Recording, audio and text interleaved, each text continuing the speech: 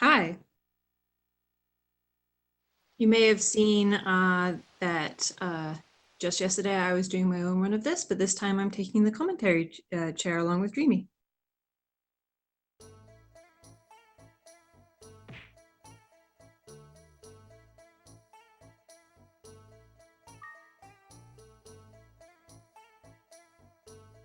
Oh yeah, definitely. Glad for that this time around.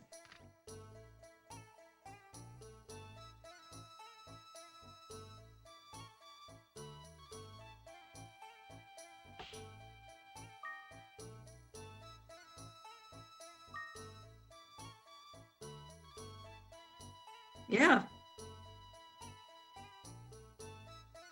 Yeah, can someone else confirm that both the commentators can be heard?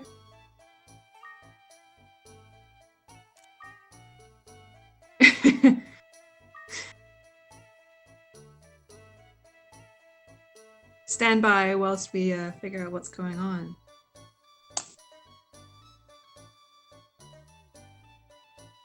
It's all right. We've got plenty of time at the beginning of the game to sort out technical difficulties and redo our intros. So you're not missing anything just yet, everyone. Our players are just getting through the first part of the game, which is just full cutscene, and then they're going to be entering the tower and going through a tutorial. And it's not until we hit floor 2 that we'll actually get into the run itself. Okay, both of us players. Testing. 1, 2, 3. Can you guys hear me yet? How's that?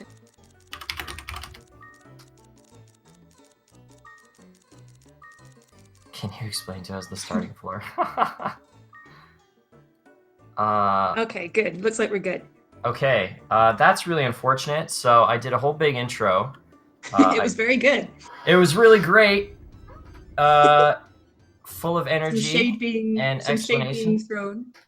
Some shade being thrown by the naming of Queenie, or Cooney, or however you prefer to pronounce him. So I'll go over it a bit again. So it's a bit of a grudge match here, a little bit of rivalry between these two. They're usually the casters. Today they're down to the player's seat, and there has been a whole lot of smack talk ahead of this match. So make sure you pick a side and root really hard, talk a lot of smack, and let's make this an exciting one. Hopefully no more hiccups with the audio. That's a bit unfortunate. Yep, do let us know, Chad, if something else happened. Dad throwing some shade here already. The smack talk has begun and nobody is safe. So the first floor of this is a bit of a tutorial.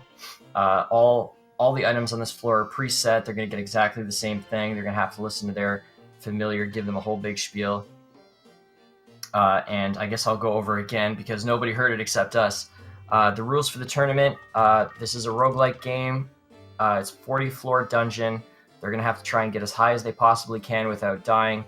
If either of them happen to fall down and eat some pavement, the other will only have to get a singular floor above them. If they both, unfortunately, make it to the same floor, then it will be whoever made it there first that is going to take the win. It's best 2 out of 3 to try and curb some of the crazy RNG that they're going to run into. And hopefully it'll be an exciting match. We're probably not going to see it go all the way to 40, but we're going to root really hard that they make it as close as possible. Something else to point out is that every floor after floor 1 will be totally random, and it is not seeded. So both of our players are going to be facing different towers as they go up, which is why we make it 2 out of 3, so that it hopefully mitigates some poor RNG that might happen to one of our players and not the other. But this game is all about adapting your playstyles to the situation, making good choices, and just surviving as long as you can based on what you get dealt. Yeah, the really wonderful thing about this tournament is that it lets you really show off your unique style of play. One of the things that I had noticed when I first watched some of these matches was that a lot of these people played a lot less aggressive. Some people are more methodical. Some people are very high risk, high reward. I've heard Sand Knight is very much one of those players who makes big flashy plays and tries to go big or go home. So hopefully we're going to see some really exciting stuff. And from what I'm told, Shawnee is much more of a methodical player, very careful. And so we're going to see a very, very different set of styles here.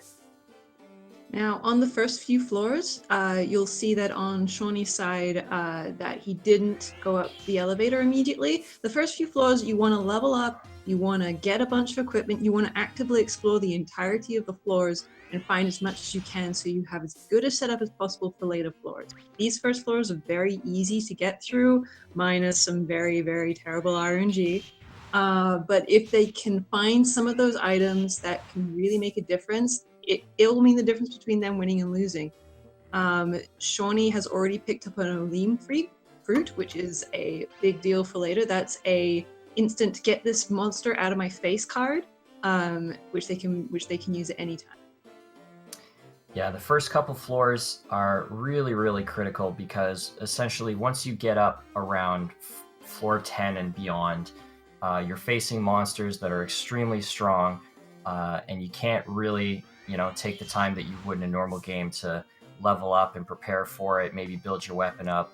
A lot of the time people exit the tower even before floor 10 on their first run, and they have to prepare for those floors and the much, much more dangerous floors like 20 and beyond and 30 and beyond, where essentially anything is going to 1 or 2 hit you, and you have to have the items and stuff that you need to be able to prevent that. So one of the things that you'll see Shawnee doing more than Sand Knight is something we call AI manipulation. And what that means is your familiar, who in this case is Queenie, the blue and yellow bird that's following around these 2 players, can be set to a number of different AIs, ranging from 1 to 5. And you'll see the vast majority of players keep them at 3 for their runs. That's using mixture magic. And we can go into how these different things operate in just a second. But what you'll see from Shawnee is he'll often go into the menu, switch down from 3 to 1 so that he gets an extra attack in, and then have to manually switch back from 1 to 3. That gives him a bit of an edge in poor situations because he gets an extra attack in for free. But a lot of runners, including Sand Knight, don't often do it because they're worried about messing up their input or in a panic doing it incorrectly. Yeah, so we saw that Shawnee picked up the wooden wand, which is probably basically the weakest one in the game, but it still gives you a strong boost to your mixture magic, as opposed to the copper sword that Sand Knight is still using. Essentially, they're going to be trying to find a good wand to keep them through, because the swords, outside of a really crazy pickup like a holy sword, which is extremely, extremely rare, wands are going to last them significantly farther into the dungeon. So yeah, let's talk a little bit about mixture magic since you brought it up. So your familiars can be set to attack directly, or they can be set to just follow you, to stand by, and they can also be used for mixture magic and their own spells. Mixture magic is kind of in the middle realm of the AIs. It's the midway point in terms of cost and also in terms of attack power.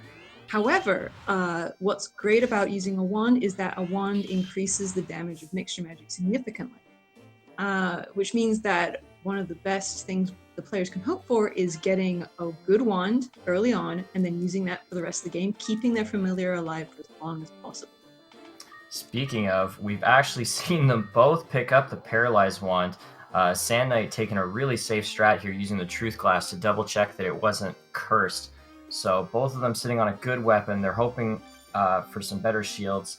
Right now, Shawnee with a bit of a better shield. Neither player with anything really crazy to put them ahead of the other.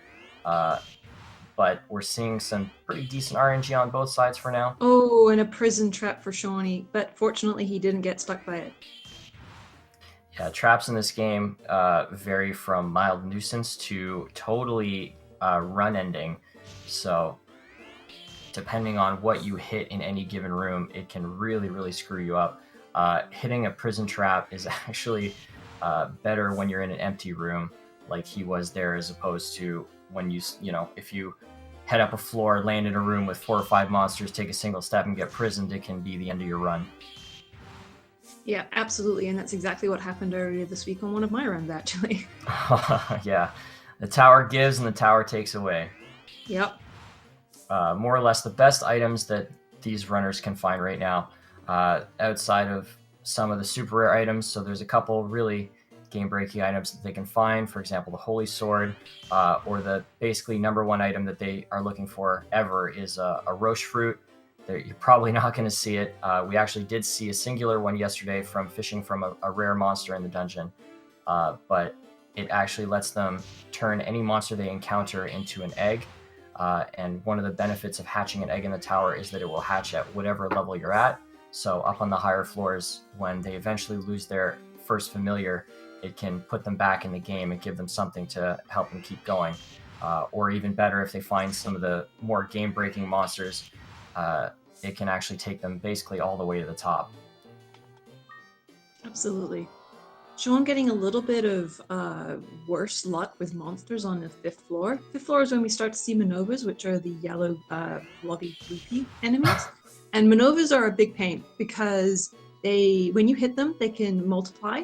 And they actually do a lot of damage, and they exist on most of the floors in this game. And one of the biggest problems with them is that they are water-based. Every monster or familiar in this game has an element, and Queenie, which is your starting familiar, has fire, which is weak to water, which means that your attacks do almost nothing, and they can hit Queenie especially very, very hard.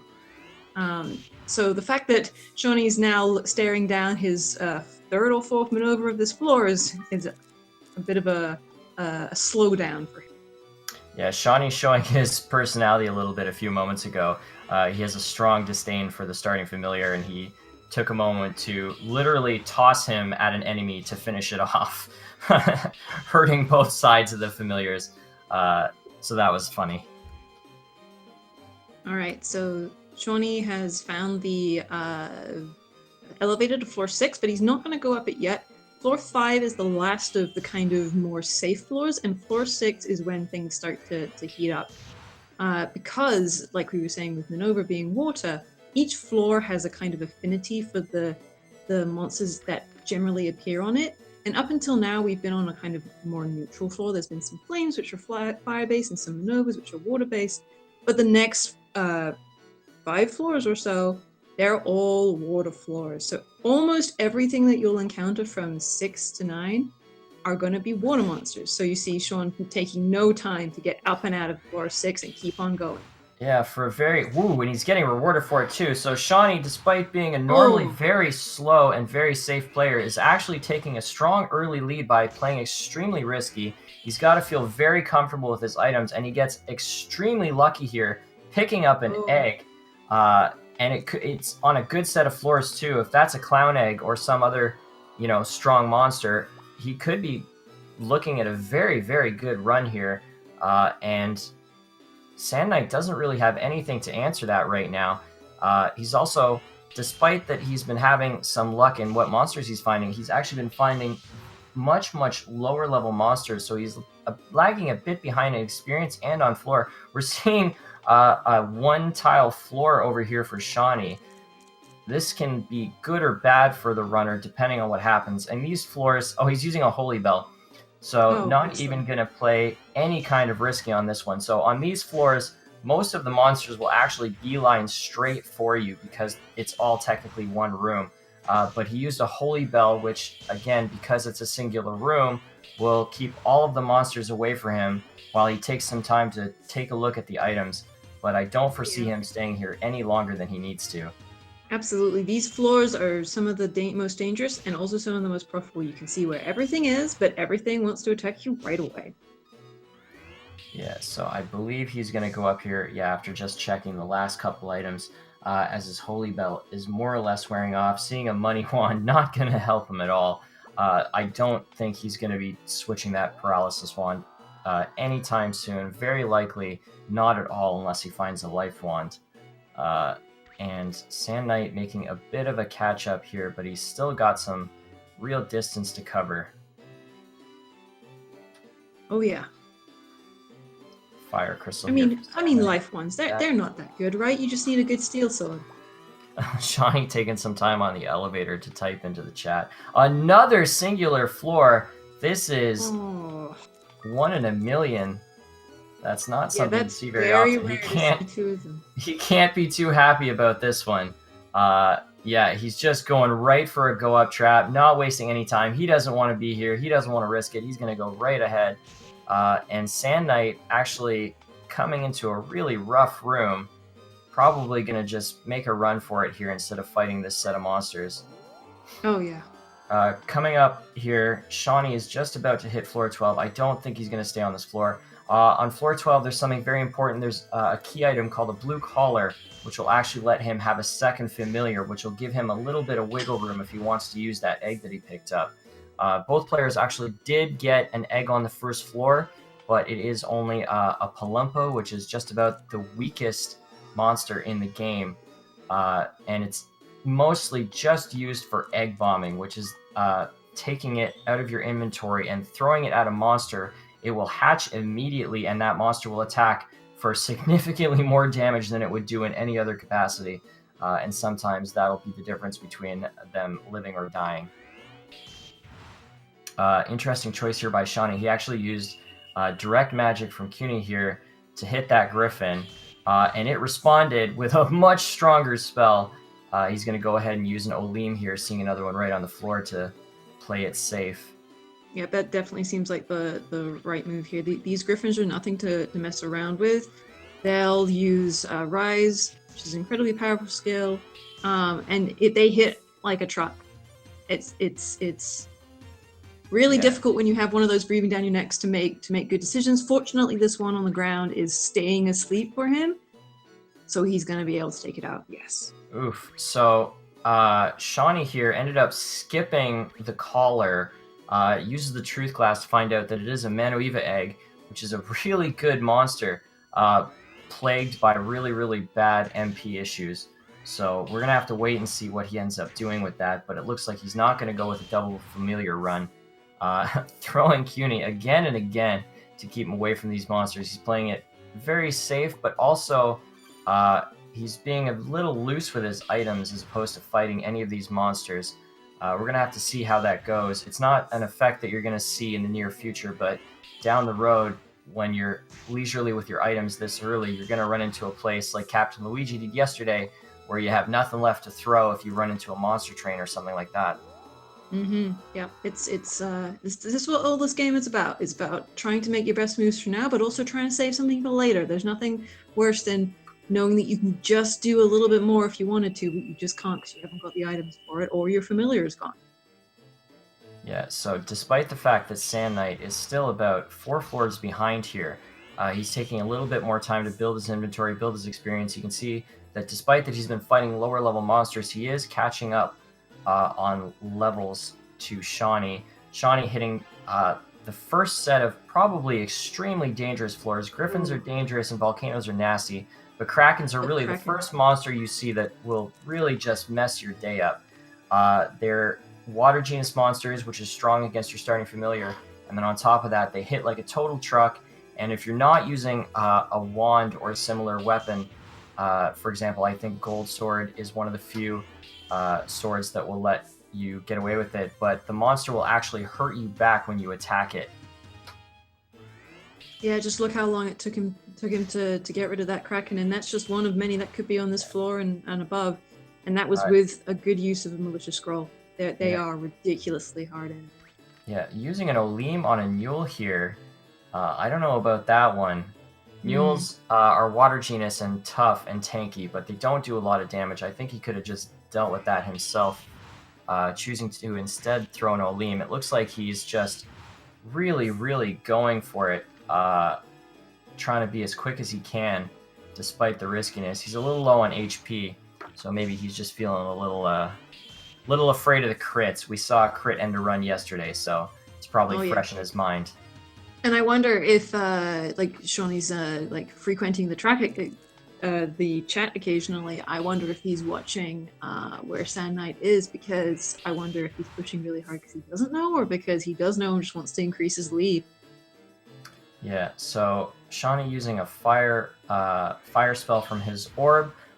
For most of the orbs that they pick up, we actually don't know how many charges they have, but the initial fire orb that you get on floor 1 always starts with 5 charges. We're seeing an egg pickup here for Sand Knight. He's going to be feeling good about that one, and he's going to go ahead and try and hatch it right now. He might just be heating it up. He might actually go for the full-on hatch.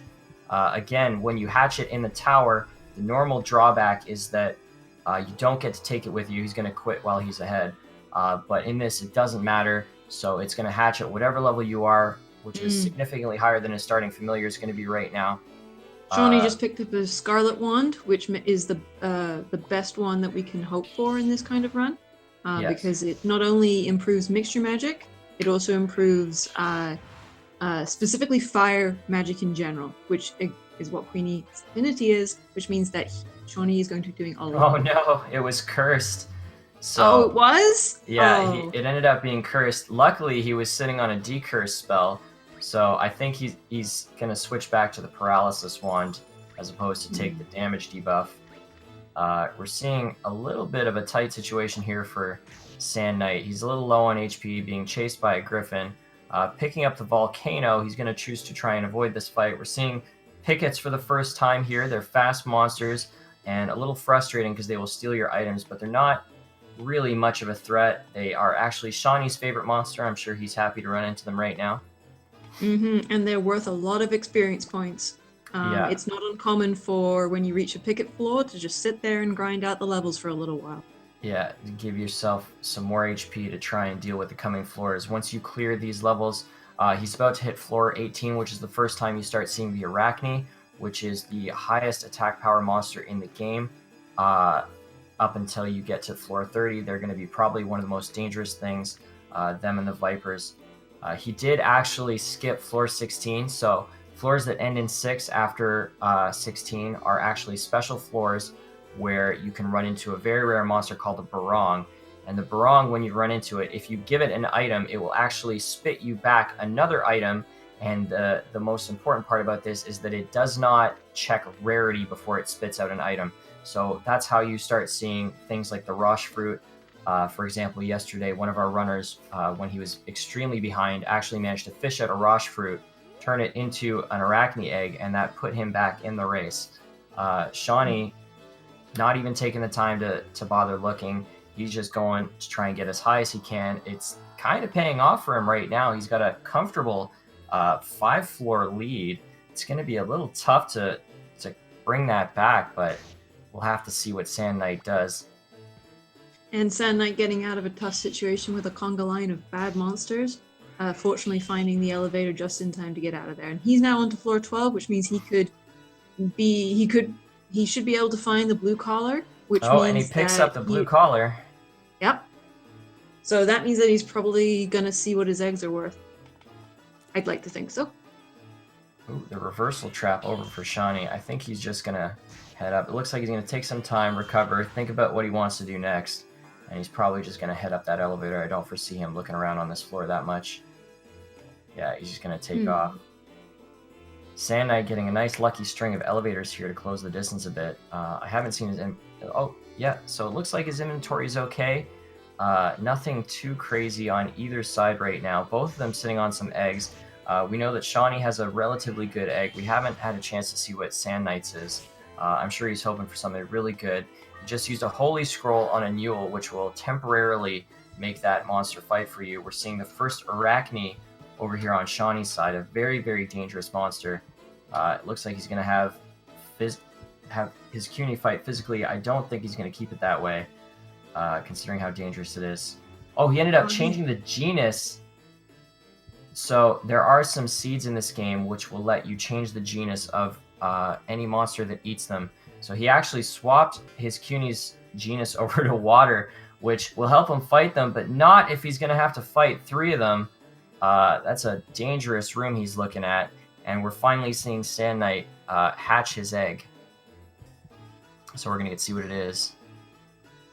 Another Manoeva! Wow! We saw both runners get exactly the same egg. That is not something we expected to see.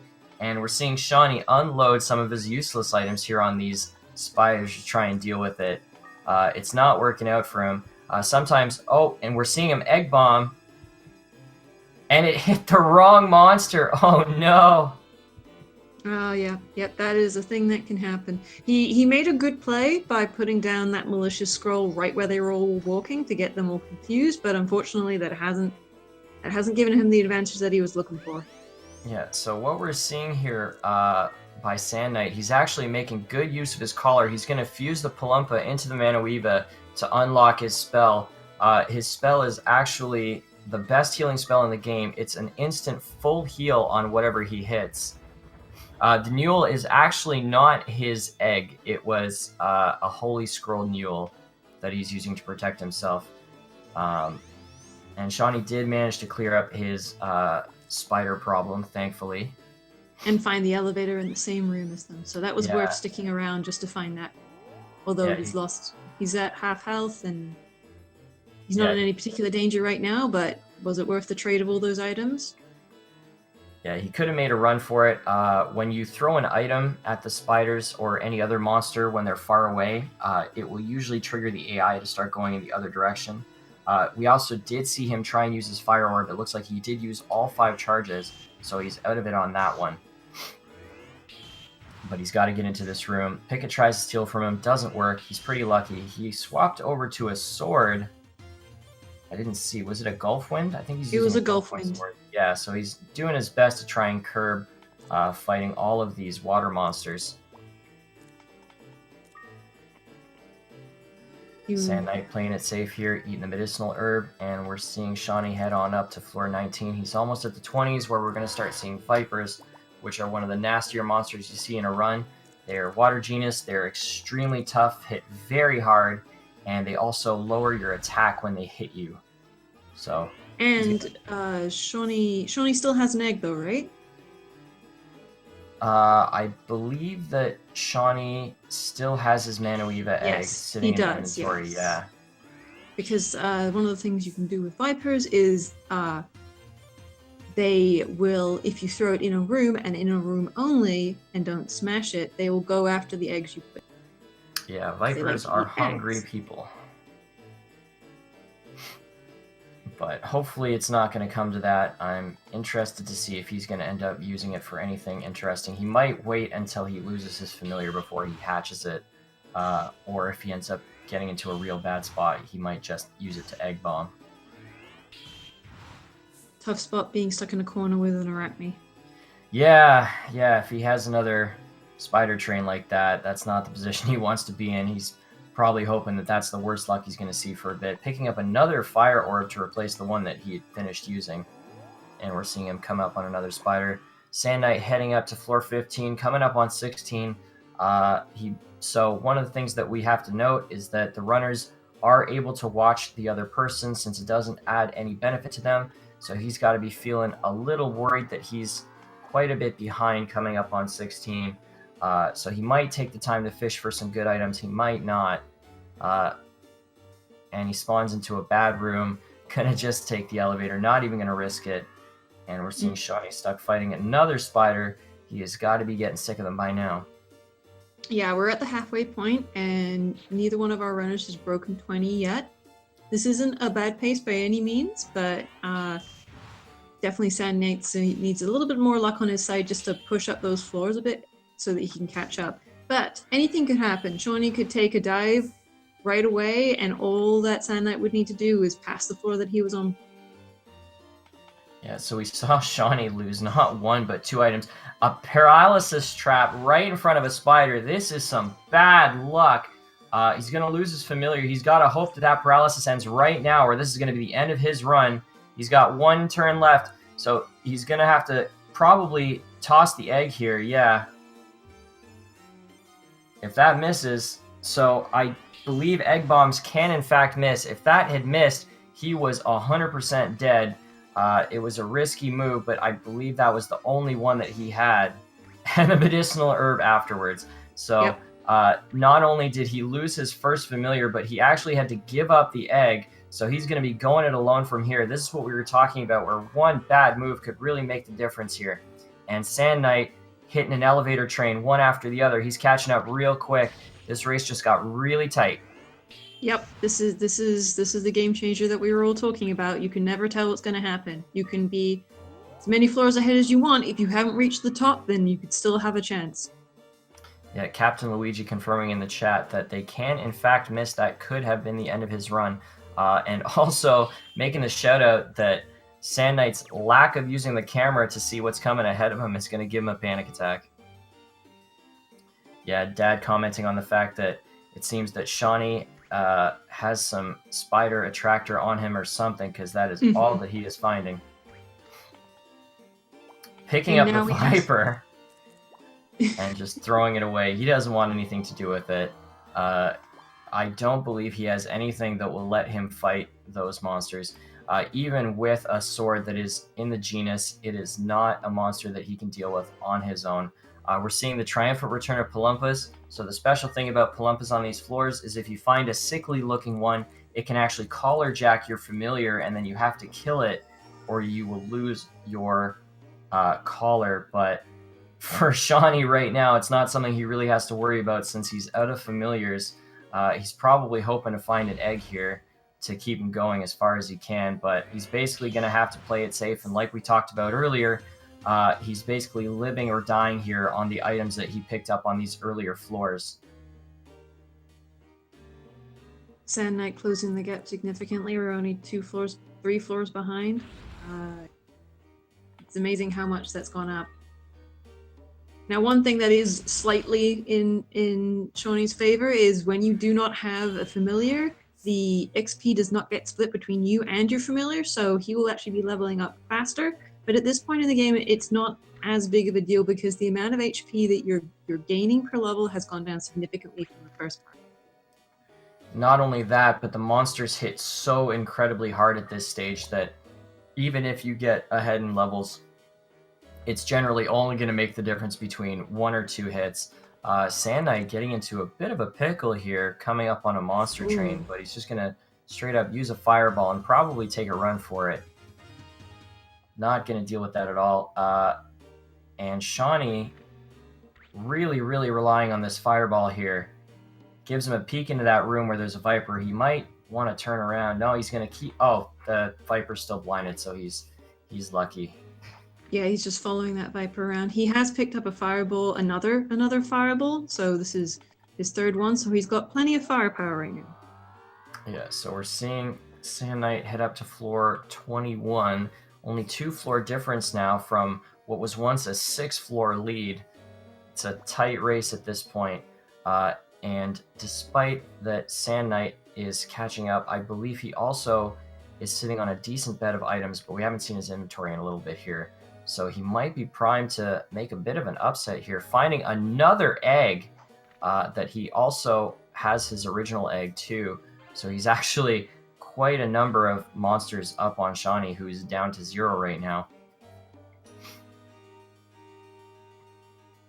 Yeah, like even though Sean's got the advantage in terms of floors, the fact that he's queenless right now, or just familiarless in general, is a big factor in this. He's having to use a lot more items to get himself through relatively not simple encounters, but encounters that you could deal with in other ways if you had more. Yeah, Shawnee choosing to take care of the monster that was blinded and that he was safe from, just so he doesn't have to deal with it later. That fireball has been fired about 5 or 6 times now. It's got to be almost out of charges. And he runs face first into a Viper, probably going to blind it and run, I have to imagine. We're getting another look at his inventory. That blinder ball and that fireball that he had been using is the last set of items that he has to keep him safe. When both of those spell orbs run out, he is basically on his own, and he's going to have to just use clever movement to try and keep himself alive. So we might see his run start coming to an end if he doesn't get lucky and start picking up some better items along the way here. And another monster trained by Sand Knight as he just desperately searches for the elevator, trying to conserve his items even further, despite that he still has quite a number to rely on. Yep. Now, a bunch of people in chat are playing. Are saying that Shawnee's been playing very risky this time around. I mean, you yourself said that you prefer to play a riskier game. How would you rate the risk that Sean's been doing in this room? I think it shows that he's not comfortable with this playstyle. There was a lot of moments earlier in the run that he threw away items that he didn't really need to. For example, wasting an Olim on a Newell that he probably could have just beaten down himself. And I think I brought it up earlier too, that was going to hurt him later on. And I can imagine he's going to be wishing right now that he'd run into, or that he'd saved a couple of those items. It did give him an early lead, but I think it's something you have to think about a little harder in a race with someone that you know is pretty much on the level with you. And he runs into a stealth here using the fireball again, and it still has charges. These balls, he high rolled them so hard, and he does find the elevator. He's going to take a walk out of here. Paralysis does not work on him. He's very lucky here. And he still has this lead. So, you know, I want to say that he's taken a lot of, I would say, unnecessary risks early on. But right now, he's still in a position where if things go wrong for Sand Knight at any time, all of those risks suddenly just paid off, and he takes the win. So it's hard to say that they weren't worth it when we don't know how things are going to come out. And Sand Knight just lost his maneuver in a fight with a block. He still has Queenie for offensive capabilities, but losing that maneuver. Oh, but he has a restore scroll, so if he wanted to, he could just bring it right back. Yeah, so we might see him bring it back just even to use as a pocket healer. But I believe he might take some time soon to try and hatch that other egg and see what it is, see if it's anything good. He's up to level 14 now, so he's at a pretty healthy level. Still, despite the 3-floor difference, he's actually 6 levels behind, just as a testament to just how many spiders and other things Shawnee has had to fight to give him a 6-level lead, despite the small floor difference. That and the fact I think that Sean fought a lot more pickets. Not that he was necessarily grinding for them, but I think he just lucked into a bunch more pickets, which are a lot more. So we just saw something really heartbreaking happen to Sand Knight. So Sand Knight, on the cusp of running onto the elevator, steps on a warp trap and actually loses his CUNY. So we're probably... Oh, he did end up using a Truth Glass and see that that's a Viper Egg, a very, very strong monster. He's probably going to use a Restore Scroll on the CUNY, I imagine, or he might choose to hatch the egg and save it for the Viper since it is such a powerful monster. No, he's going to take the CUNY back, yeah. The egg is unfortunately only at 1%, which means that it's going to take quite a long time to hatch. Yeah, that's a brutal bit of bad luck right in front of that elevator. Yeah, Dad saying that finally somebody else got the bad warp luck. That was really, really brutal. Could Shawnee get to 40 on this pace? I don't think so. He could make it to floor 40 before the timer, but anything is possible. He could hit elevator after elevator, but realistically, it's unlikely that he has the items that he's going to need to get him to that place safely. We are seeing Sand Knight finally hatch that egg. Yeah, Shawnee's running basically on empty in terms of items at this point in time. But again, like he just got into a room with another elevator and just keep on going up. There's nothing to prevent that from happening again and again and again. Oof. So we just saw that he's actually out of charges on both of his balls, I believe. Oh. So trying to throw an item to dissuade that snowman from coming at him, but it didn't work out, so he's just going to have to walk the other way. This might be it for him, stuck between a snowman and a killer. Killer's being a nasty monster that can kill you in one hit with the wrong crit, and he's going to try and get past this Manuiva. I don't think that's the right choice. He might have to try and cut down, take one free hit from that killer, and go for the south exit, but this could very well be the end of his run right here. Yeah, this is not a situation that anyone wants to be in right now. Yeah, all he has left is a poison ball. Poison balls need time to get you through it. Yeah, he's going to try and take the Manuiva hits. He actually cannot survive this. This is it for him. He has nothing left to save him. He can use a medicinal herb, but I don't think it's going to be enough. Can't pick up the killer because unfortunately they're too fat. So I believe we're going to see him try and use the medicinal herb and hope for the best here. Oh, no, he's just conceding the run right here. So floor 29 is going to be the floor to beat for Sand Knight here. All he has to do is make it up 5 more floors, and he wins the first round of this race. But that's by no means going to be an easy feat, but Sand Knight's in a pretty good position to do it. He still has Queenie. He has a lot of items still on him. There's nothing preventing him getting up there apart from... He's actually going to give up the egg and egg bomb it. Not what I would have expected. He still has that fire orb. It must be empty if he was choosing to egg bomb there. So it looks like Sand Knight might actually be a little more tapped on items than I originally thought. If that orb is actually empty, it means he doesn't have a lot. He just gave up his actual best item to get away from a monster that wasn't actually that strong. So we'll have to see how this goes from here. But it's very, very possible that Shawnee still wins this, having used all of his RNG and items to try and get as high as possible, as quickly as possible. Having a picket follow you like that is very irritating because it wastes a lot of your time and it just a slow battle of attrition. Yeah, sadly, pickets get 2 moves for every single move here. We might see him try and stay in this room because he's going to want to check what that orb is. Both of the monsters trailing him right now are Wind Genus, which means he has the advantage. He can kill both of them relatively easy. The picket's an easy kill. The block a little tougher because of the fact that it has double defense. Blind Ball, very, very good. We just saw it save Shawnee more times than we can count. And he picks up the Star Glass. It's going to show him the way. And I think we might see him stop and fight here. He's got a medicinal herb to keep him alive. No, he's just going to blind it and take a run. Choosing to fight as little as possible. I think he wants to be safe here. He must be aware that his opponent is already dead. He's actually in a bit of a tough position, just losing the CUNY. He no longer has the eggs to fall back on. And he's just taking little losses here and there. So he's now in roughly the same position that Shawnee was around the same time, choosing to use the medicinal herb to save himself from any bad trap RNG, but he essentially has nothing to keep him going, and seeing 2 of these blind monsters hitting each other thinking that it's an enemy is a little funny. Oh, yeah. So he can see the elevator, but he has to be a little wary about how he gets there. Zoos are actually quite weak, but they have a skill that will actually paralyze you on a pretty decent chance. And if he gets paralyzed in a room with those 2 monsters, he was 100% dead.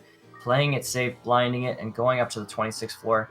We might see him stop and dig for some items with a barong here, or just take a look around, because he really needs something to keep him going here.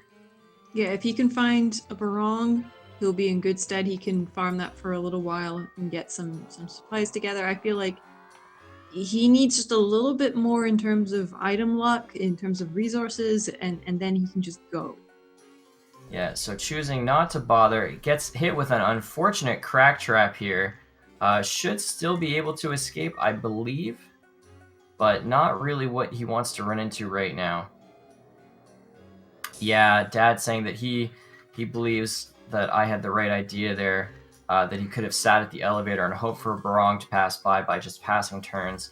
But he's choosing to just go for it as hard as he possibly can, and we're going to have to see if that pays off for him.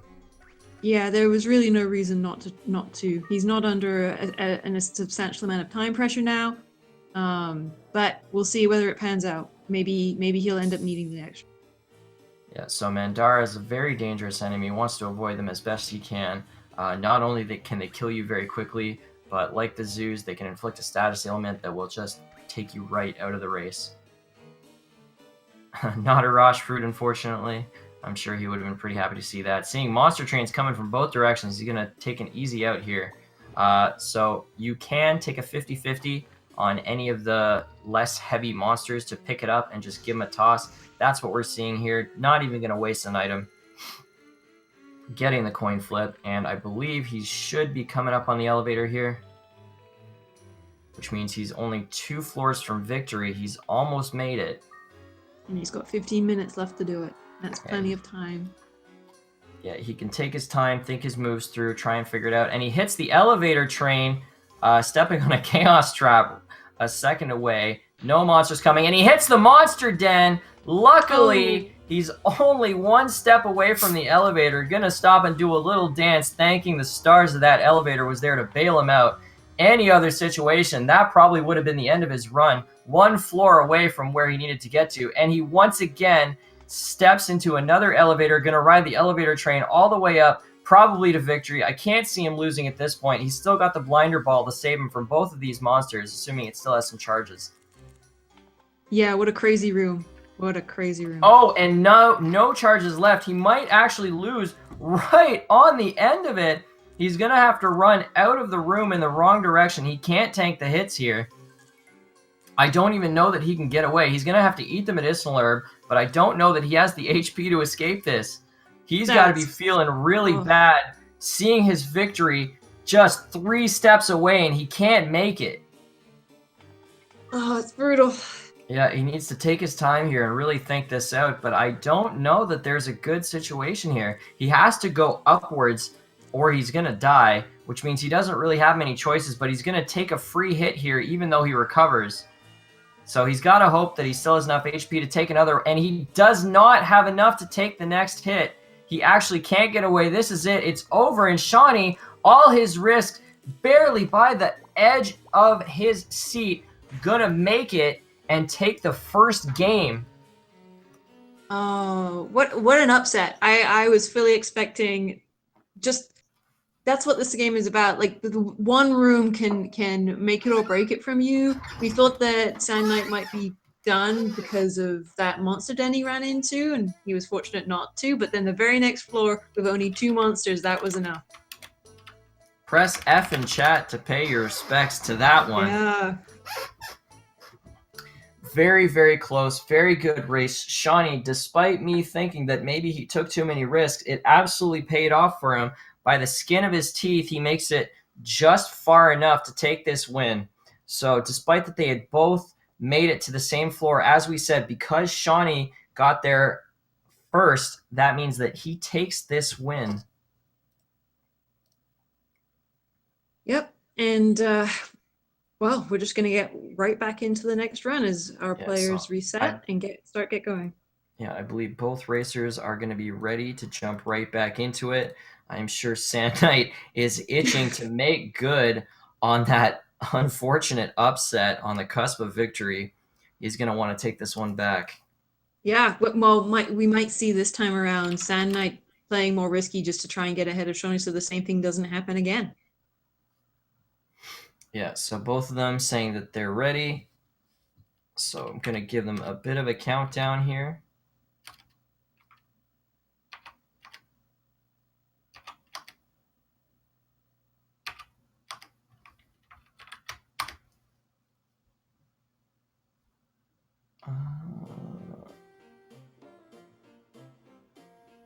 I think Shawnee has to get back to the main screen first.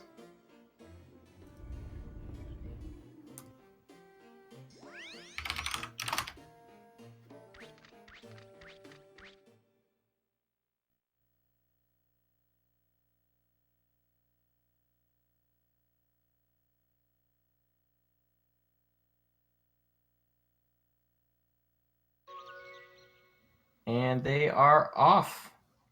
All right. Well, we've already seen this part of the game before. It's just going to be the exact same thing, about 6 minutes of cutscene and tutorial.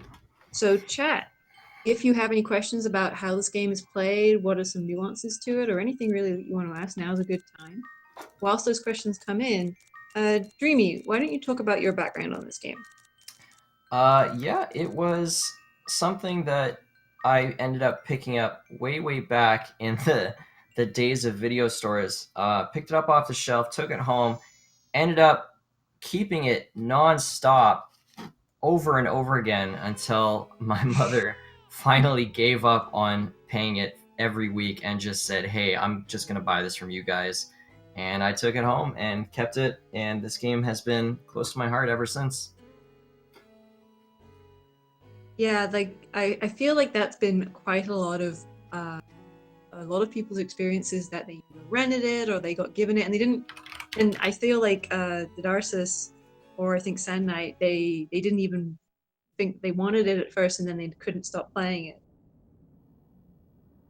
For me, Shawnee introduced me into this game 8 years ago.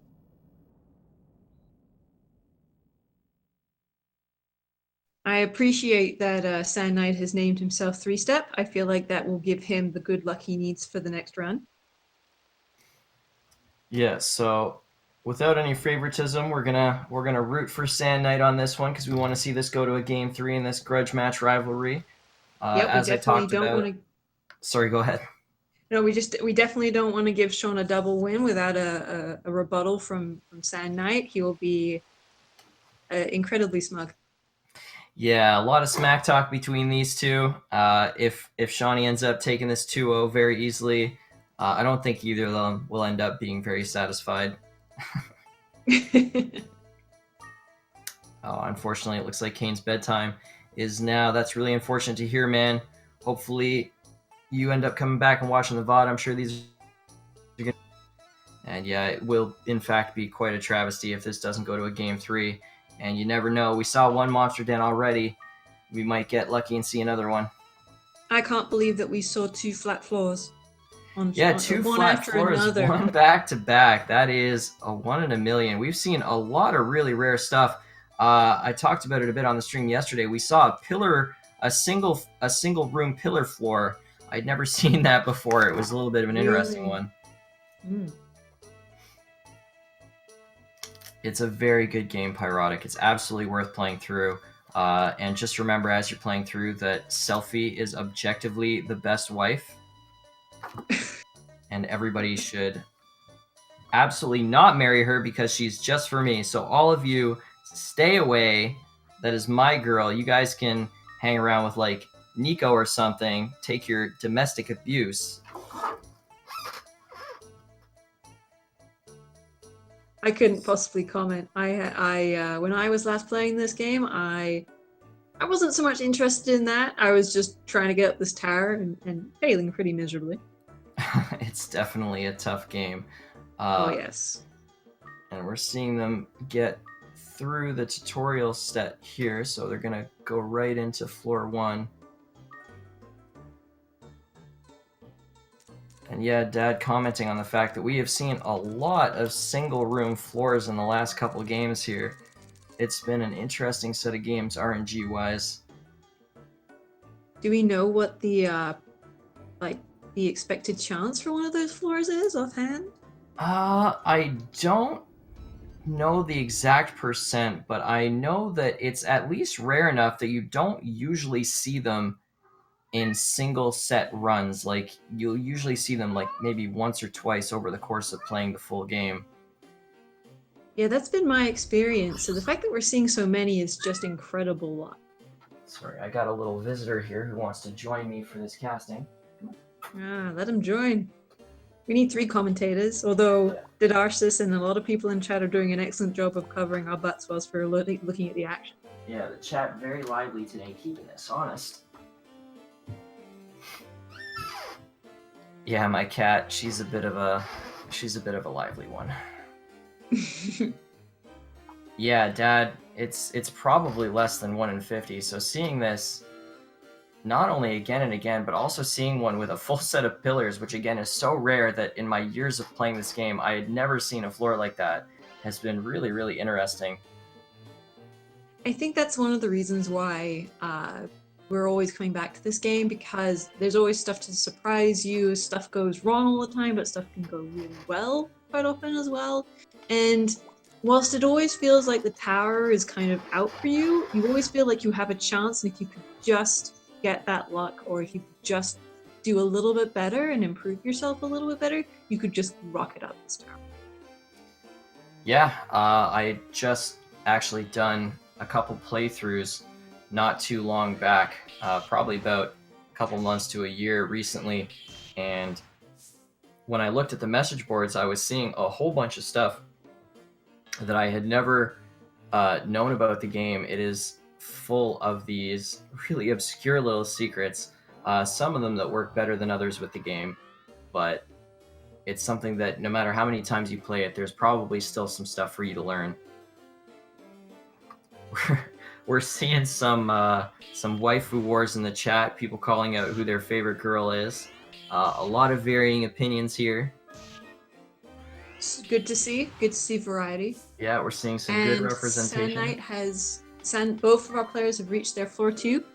So here we are again. They're looking for good equipment. They're looking to do some leveling up if they get the chance, and trying to get some good equipment before they hit 6. Yeah, and we've talked a couple of times about some of the rare items in the game, and it's worth noting that those items can appear as early as floor 2. You can get something crazy on floor 2. We saw Sand Knight almost eat pavement right at the start of the run, taking a huge crit, coming out with only 3 HP.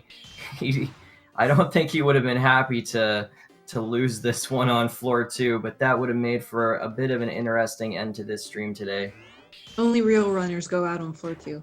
Exactly. It is a dangerous game and anything can happen. Frog Trap over here for Shawnee. Both players not having the best of luck right now. Shawnee getting through it, hitting a crack trap. Luckily does not block him from exiting the room. We actually saw someone lose a run yesterday to an unfortunate crack trap that closed off the room when he was facing a monster train.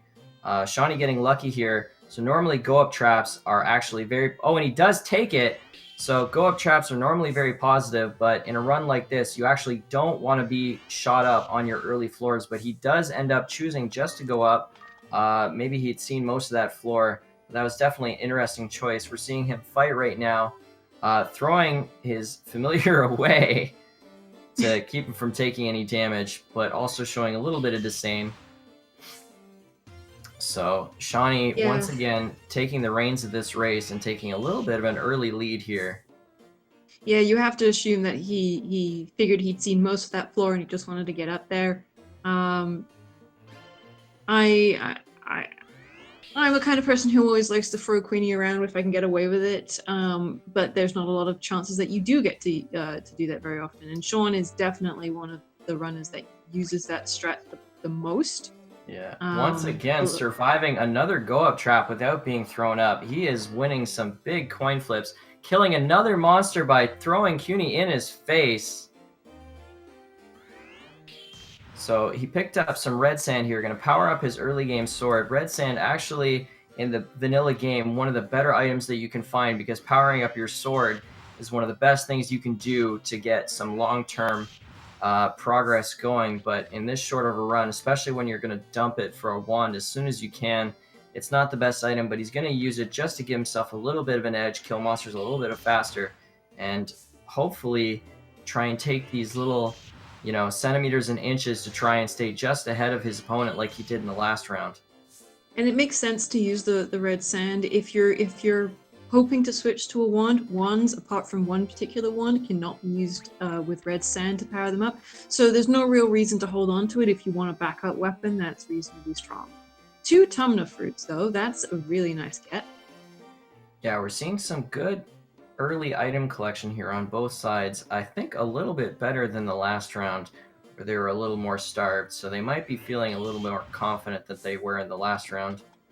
Yeah, the equipment's not quite as good, but I feel like the items is as good or potentially better. I see that Sandknight has gotten a wand. I'm not sure what wand it is.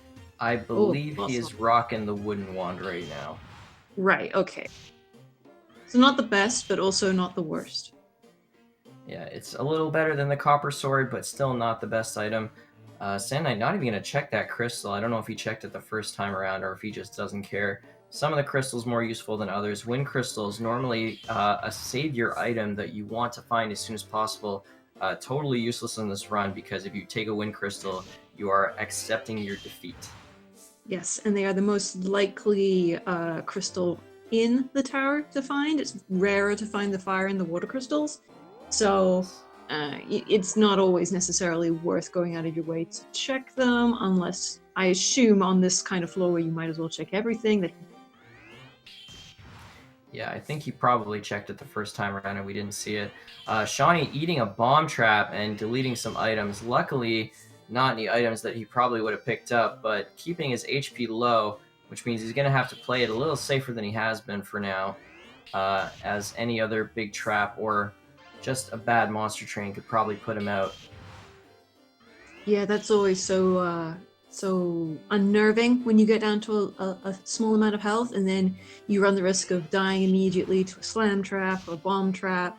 Fortunately for that bomb trap, the only thing that got destroyed was some money. So Sean has been known to pick up bundles of money to help with maneuvers on later floors, but he's not going to want to pick them up right now, so that's not the biggest loss.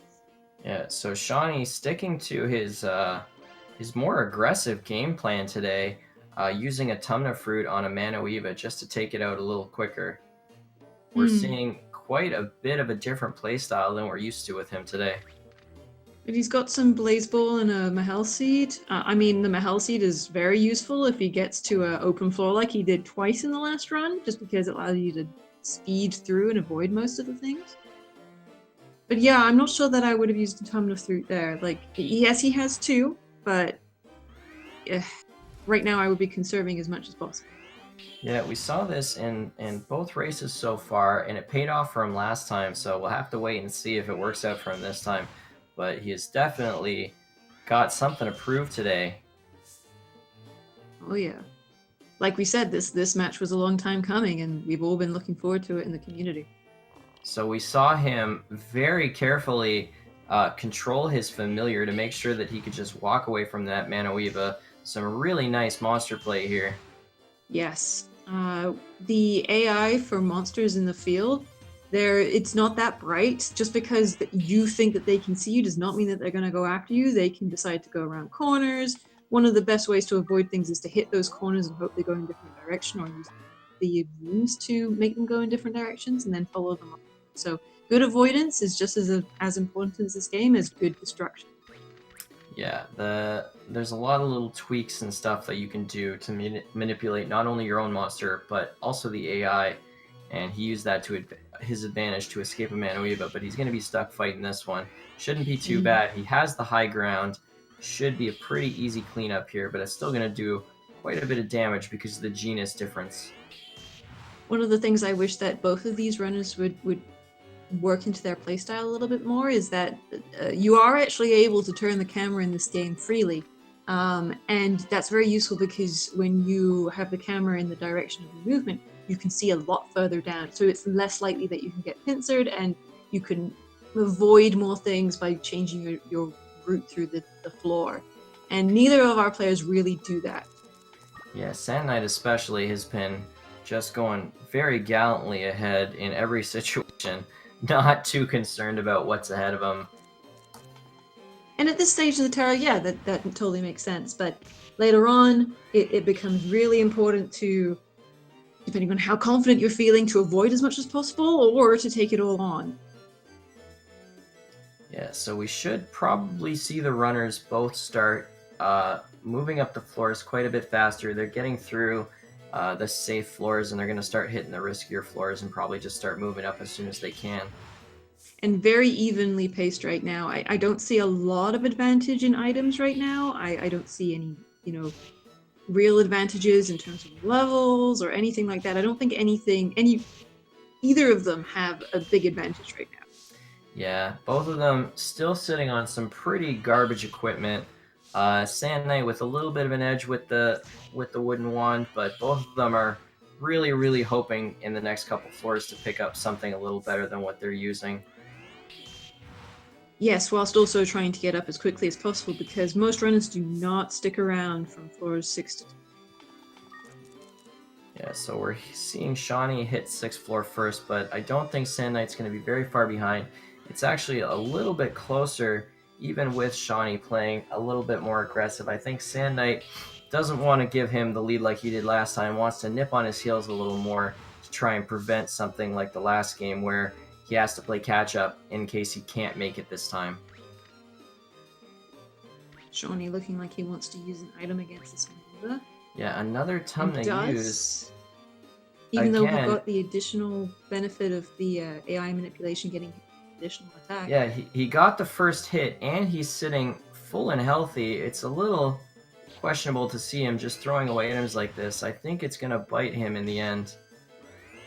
Generally, if you're in a room with an item, for example, like an Olim, and you throw an Olim, it's kind of a net neutral, despite that it may hurt you down the line, but you can at least understand it. But if you're throwing away items like that with nothing expected to gain, especially before you really get a good set of equipment, it's something that you're going to face down later on where you're going to run out of the items when you start getting into the more tough situations. And the sooner that happens... Sorry, you go ahead. No, I was just going to say, especially on these floors where you can get sideswiped by a bunch of water monsters and it can all go very badly very quickly on these floors. Yeah, and these are still the lighter floors. Even though they're the first set of dangerous floors, like a lot of these monsters are manageable even without great equipment. As long as you manage your health and your monster well, you can usually handle them. So it's a bit strange to see him do that, but again, some of these riskier decisions are exactly how he got ahead last time and how he managed to clinch that win. So, you know, if he's taking an inch here and there and never gets punished for it, then it'll take him all the way to the end. Absolutely. Shawnee using the corridor, how they're put together to make sure that he doesn't get more fights than he really wants, but then he's running into a bloom, which is both a strong monster for this floor and also water as before, so a bit of a pain to take down. Yeah, so we saw Sand Knight use a trap loop, taking some time to clear out these traps, pick up a bit of free experience. We saw him pass a Troll Sword, an item that is only good if you have the Troll Familiar. Sadly, we're probably not going to see a Troll or any of the weapons, and a Troll Sword also on Shawnee's side, I think. Oh no, it's just a Steel Trap. But yeah, it's a set of items that normally would be useful, but in this run, it's not going to do them any good. Sand Knight taking the time to actually go through and get rid of all the traps in his way, because you do get experience points for disarming traps. It's not a lot of experience, but like if you've got the ability, you might as well do it. Yeah, it's free experience, doesn't take a lot of time, and he wants to stay healthy. Shawnee now finally running away from this by picking up his monster and hightailing it. He is a little low on HP, so I totally understand why he's doing that. He might have to throw an item away. He's taking these hits pretty well. It looks like he's just going to keep going. Might just beeline for the elevator. I wasn't sure if he saw it already, but there's not many rooms left on this floor, so I imagine he's not going to have too tough a time. Makes a little bit of an error here on the movement and eats a free hit. He is starting to get quite low. But then again, like as even if he's making mistakes, the current situation is he's ahead one game, so he can afford to take more risks right now. And while Sand Knight is kind of being pressured to get up there faster and to do better and to take this to his third game, all Shawnee has to do is really keep going. So from what we've seen so far, most of these runners have only been using the Holy Scroll just to charm another monster, but you can actually stand on the space where the Holy Scroll goes off, and then you cannot be attacked by any monsters. So we saw him jump on that space with his monster to keep him and them both fully healthy when he was already extremely low on HP. Took some time to gain as much HP before it ran out as possible. and he's back on track now. Interesting thing to note, the Manuiva can be cloned when it gets attacked. It did actually get cloned by being attacked by the balloon, and despite that the Manuiva is right now charmed, it turns out his clones are not charmed, so we're seeing the little itty-bitty clone take some shots at Shawnee, which is not what he wants to see right now, but No. not anything very serious. No, but it is very fun for people who run this game to see the maneuver basically hitting itself. Yeah. So both of them still relatively close in floors. Sand Knight finally taking a little bit of a lead here for the first time in these two games. He's probably going to be feeling good, and he does find another egg. We're seeing a lot of eggs in the last 2 days, and we're going to have to see him drop an item for this, but I think he's going to be happy to pick this up, and we're going to have to wait and see if the egg RNG is as good as it has been. They keep finding these really good eggs, so this might be the first dud. We never know.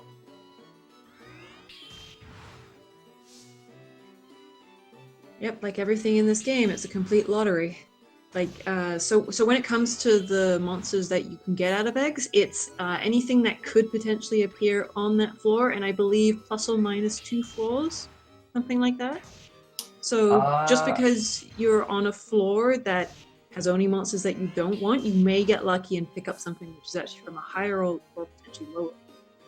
Anecdotally, I want to say it's more than 2 floors. I'm going to have to throw it to some of the more experienced people like Dad and Captain Luigi here, but I swear I think I've seen myself get weaker monsters on higher floors quite a few times, so I'm not sure that that's completely accurate. It's some number of floors at least. Yeah. So Shawnee had faced a little bit of a tough situation. He got out of it. Sand Knight is now in a bit of a tough situation, getting chased down by a couple U-boats and picking up Manuiva, starting a nice healthy monster train. Shawnee spawning into a really rough room, but luckily the elevator is right there to take him out of it. Going to be the easiest elevator jump of his entire life. And an egg on his side too. So the story of these games the last 2 days has been eggs on both sides. Testament to, I guess, how fair the RNG is in this game. It gives and it does take away.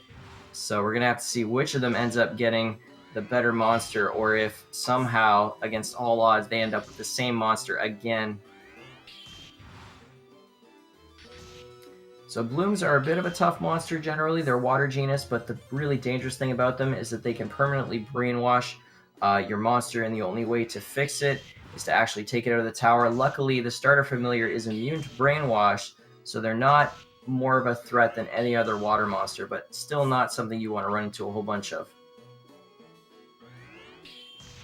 And Shawnee has also, because of his little jump on that elevator, has now taken the lead again.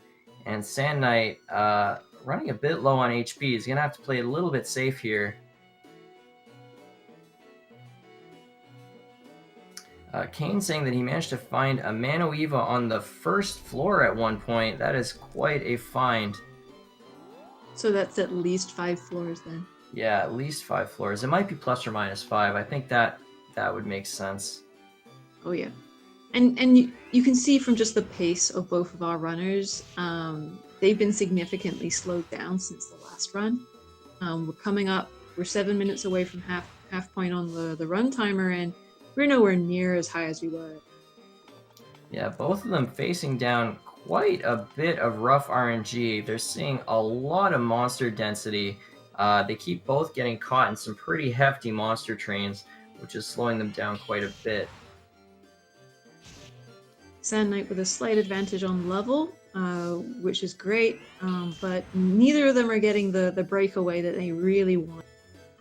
Yeah, it looked like at some point Shawnee picked up, I think, a Scarlet Wand, so he's sitting on a better weapon, but Sand Knight is actually sitting on a better shield, so again, neither of them really has a crazy advantage, and equal in eggs, which is always good. Neither of them really with any breakout items that's going to put them ahead of the other person, so it should end up staying as quite a tight race, at least unless one of them picks up something crazy. We're seeing some clowns finally. So clown, normally not that much of a dangerous enemy. Oh, a single room floor on Sand Knight's side. Another one just keeps happening today. But yeah, clowns are dangerous because their spells will actually lower your level with about a 50% chance, and you immediately level back up when you kill it, but they can hit you more than once, and you don't get 2 levels back. You only get 1. Yeah, So you lose all your progress to the level that you're on, so you could have been yes. 1 experience points away, and then you're just dropped right back down again. Ugh, Yes. these flat floors. Yeah, so the problem with the flat floor is that all of these enemies immediately beeline towards you as we're seeing him build up a big train. Luckily, he gets the elevator. He did use a shot of his sleep orb to try and keep that U-boat away, but it didn't last him for very long. Yeah, on these floors, the U-boats are definitely the worst things that you want to see. They're very strong defensively. They're very high attack. Their water, like we already mentioned, is pretty bad at this point in the game. And also, they have the ability to dive, which means that they are immune to anything you want to do to them, and they always get the first hit. Fortunately, now Sand Knight is out of the water floors, so we won't be seeing any more of those. But Sean is still on level 9 and having to deal with those. Oh, but there's the elevator. Yeah. Sean taking a bit of time to start putting some warmth on that. Put some warmth on that egg. I don't think he's going to go ahead and hatch it just yet. Probably going to keep going. But it always helps to warm up your egg so that in a bad situation, it doesn't take you that long, or that you don't, later on, if you decide you want to hatch your egg, you don't have to spend, 10 turns on a more dangerous floor heating it up. And the level of the familiar that you hatch is equal to the level that you're currently on in terms of floors, not the player level. Which means that, and some familiars in this game do evolve, they evolve at level 20. For those ones, if you can hatch them at level 19, that is really good.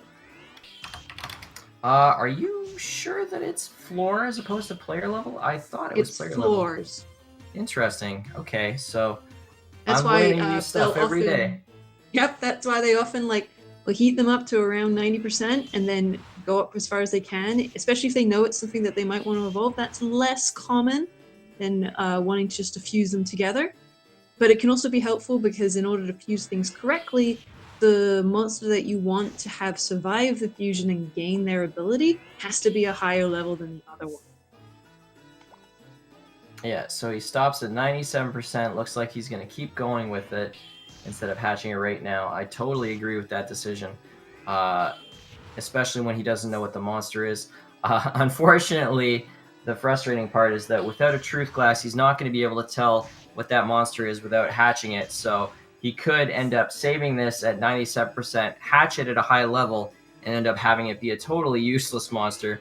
But we're going to hope that neither of them gets bad monsters. It's much more exciting if both of them get really, really strong monsters. We're seeing Sand Knight eat the lowdown. He does get demoted. Really, really unlucky. So he's going to have to kill this monster to get his level back, but all the progress that he had is lost. Which is a shame because he was sitting there and grinding those Dreamins and other monsters to try and get a bit higher. He does, or did, have a level advantage, a player level advantage over Shawnee, but that volcano, that volcano's going to make him. Yeah, so we're coming up on floor 12 for Sand Knight. He's 1 elevator away, so we're going to have to see if these runners decide that the blue collar is still worth it, since they both have eggs in the reserve. Shawnee especially, now that he's had time to build that up and get it ready to hatch. We're going to see Sand Knight use a blue sand here to power up his shield, which will be very helpful in the long run for him. We're seeing the truth glass. We're going to get the reveal on the egg here, if he can remember which one it was. And he decides that he would prefer to know how many shots his blaze ball has left, and so that egg is going to remain a mystery to him and us.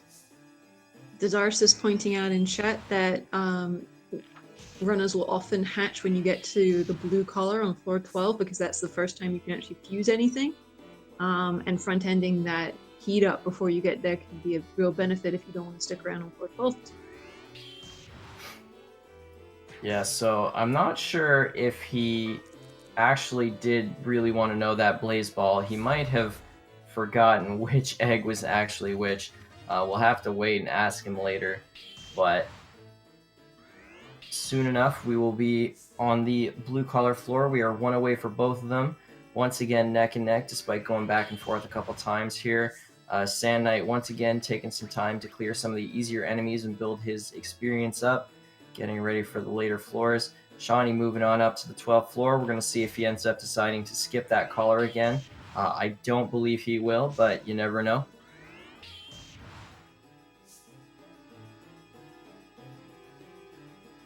The good thing about the blue collar is that it doesn't take up any inventory space, so if you manage to spot it and pick it up, there's no reason not to.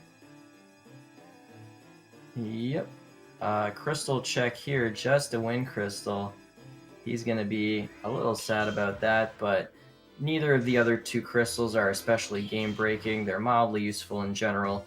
Water crystals normally extremely useful when you're running two monsters or going in long runs where you need the MP.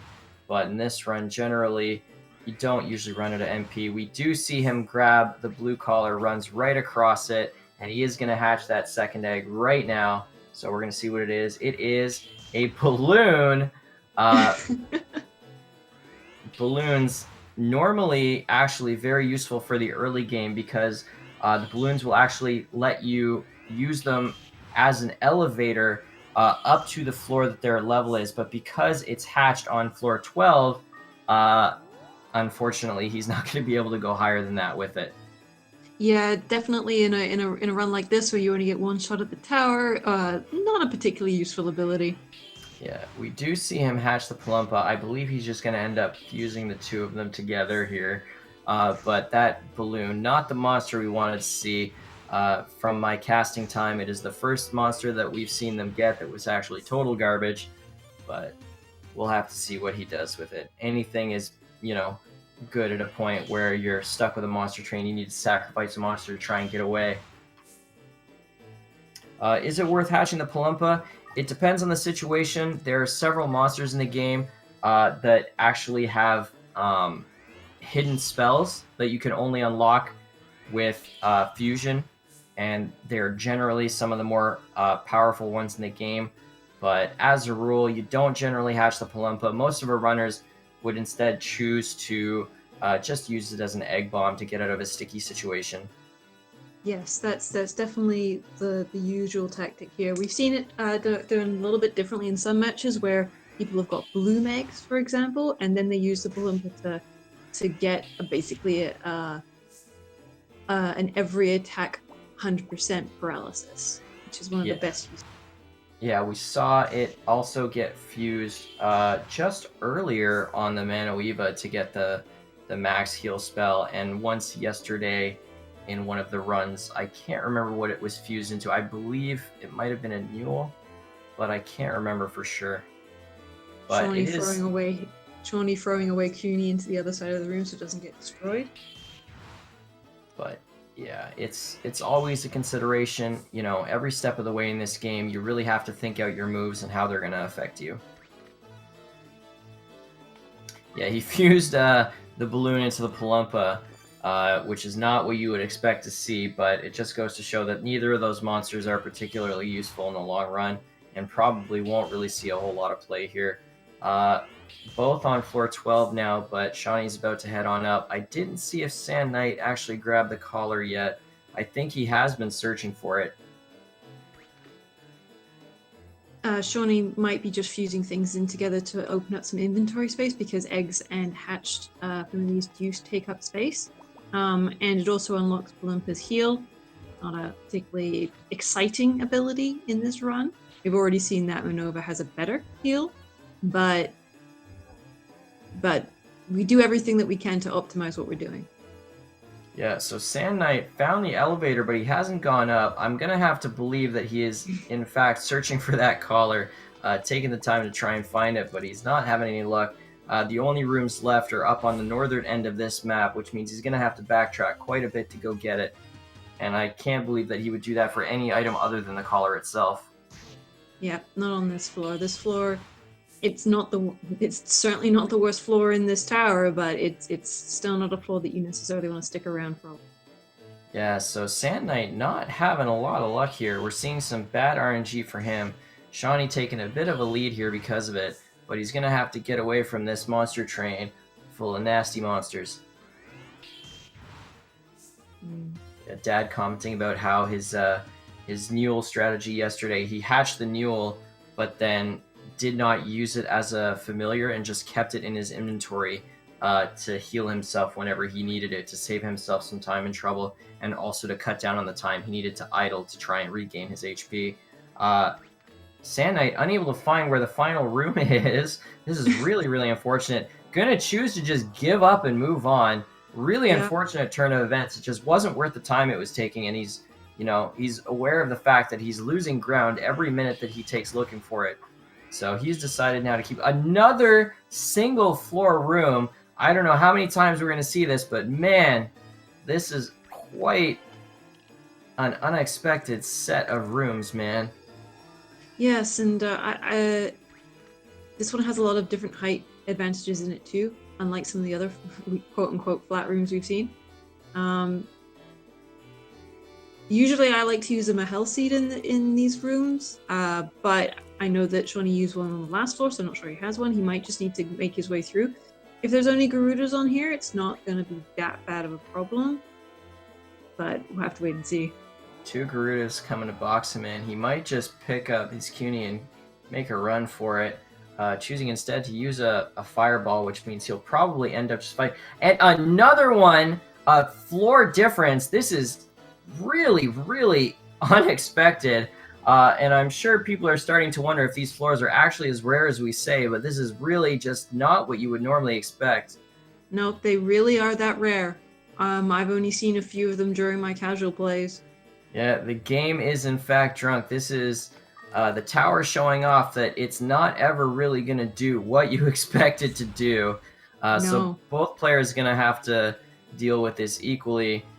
And Sand Knight, luckily starting a little closer to the elevator, going to just keep going. Floor 19, we might get lucky enough to see a barong, but from what we've seen, it looks like Shawnee's not going to waste any time looking for it or waiting for it. So Sean did get a restore scroll on that flat floor, which is great because if he loses Queenie or whatever familiar he ends up with, he can bring it back, which means that he can play a little bit more risky. Sand Knight, seeing that his fire orb is actually out of charges, so that's something that he no longer has to rely on. Seeing the Newell heal himself for more damage than he can do, a little bit of a not very fun situation, but he does overcome it. Both of them getting stuck dealing with a Garuda, unfortunately. Not a powerful monster, but just frustrating to deal with. And a little bit dangerous because Garudas have the special ability to take your monster and warp it away and bring it into a one-on-one situation, which, while Cuny will normally win if he's low on HP or if there's another monster in the room that he gets warped into, it can be a real bad situation. Flame Orb picked up by Sand Knight to replace the Fire Orb that he had already run out. And yeah, Dad commenting on the fact that there are times where you do need to sacrifice your monster. Wow, that is a bad room for Sand Knight to fall into. It's going to be a Mayhel seed here to get him out. I believe he's just going to pick up his monster and run. He does not want to get into a situation where all of these monsters wake up and he has to fight them all at once, because it will be the end of it. But he's fortunate that the room just north, as you can see when it's spun in, has the elevator on it. So if he can just get up there. Yeah, so he's going to take out this monster. It looks like he is going to pick up another egg. Very lucky for him, starting from a really bad situation. He might go see what that fruit is as well. And it looks like neither of them are going to take the time to try and find the barong. They're probably both just going to keep going. It's a helper. It's not something that has to be found every run. Although it does worry me a little bit because, not because they need to find it, it's just, again, I don't know that anyone has any really standout items here beyond the usual bowls and things. Yeah, So it is an advantage that you can use. It's worth saying, though, there is no guarantee that it does spawn. You can scour the rooms and never find it, so it is a bit of a risk to look for it. We are seeing Sand Knight hatch the egg that he just received, so we're going to see right away what he found. Hopefully something good. He also is still sitting on that first egg. He has 2 unknown eggs. Either could be an extremely good monster. We'll have to wait and see. I mean, for all we know, it could be a barong egg. It could have been. It is a Kraken. Pretty tough monster and a good find here. He might end up switching his CUNY for it. Looks like not, but he can do that at any point. He also still has the other egg. Yeah, it was a good roll indeed. Unfortunately, he doesn't have the other collar to use it or fuse it. A bit of a bad luck situation where he is getting much better eggs than Shawnee is, but he never found the collar to make best use of them. Yeah, I find that Krakens are good rolls and good decoys. I much prefer to have Queenie around for actually attacking, but as a backup, that's much better than a balloon. Yeah. In the long run, Krakens don't have the highest attack power, but they are incredibly tanky, which later on in floors where you're fighting monsters that are just powerhouse attackers can really, really save your bacon.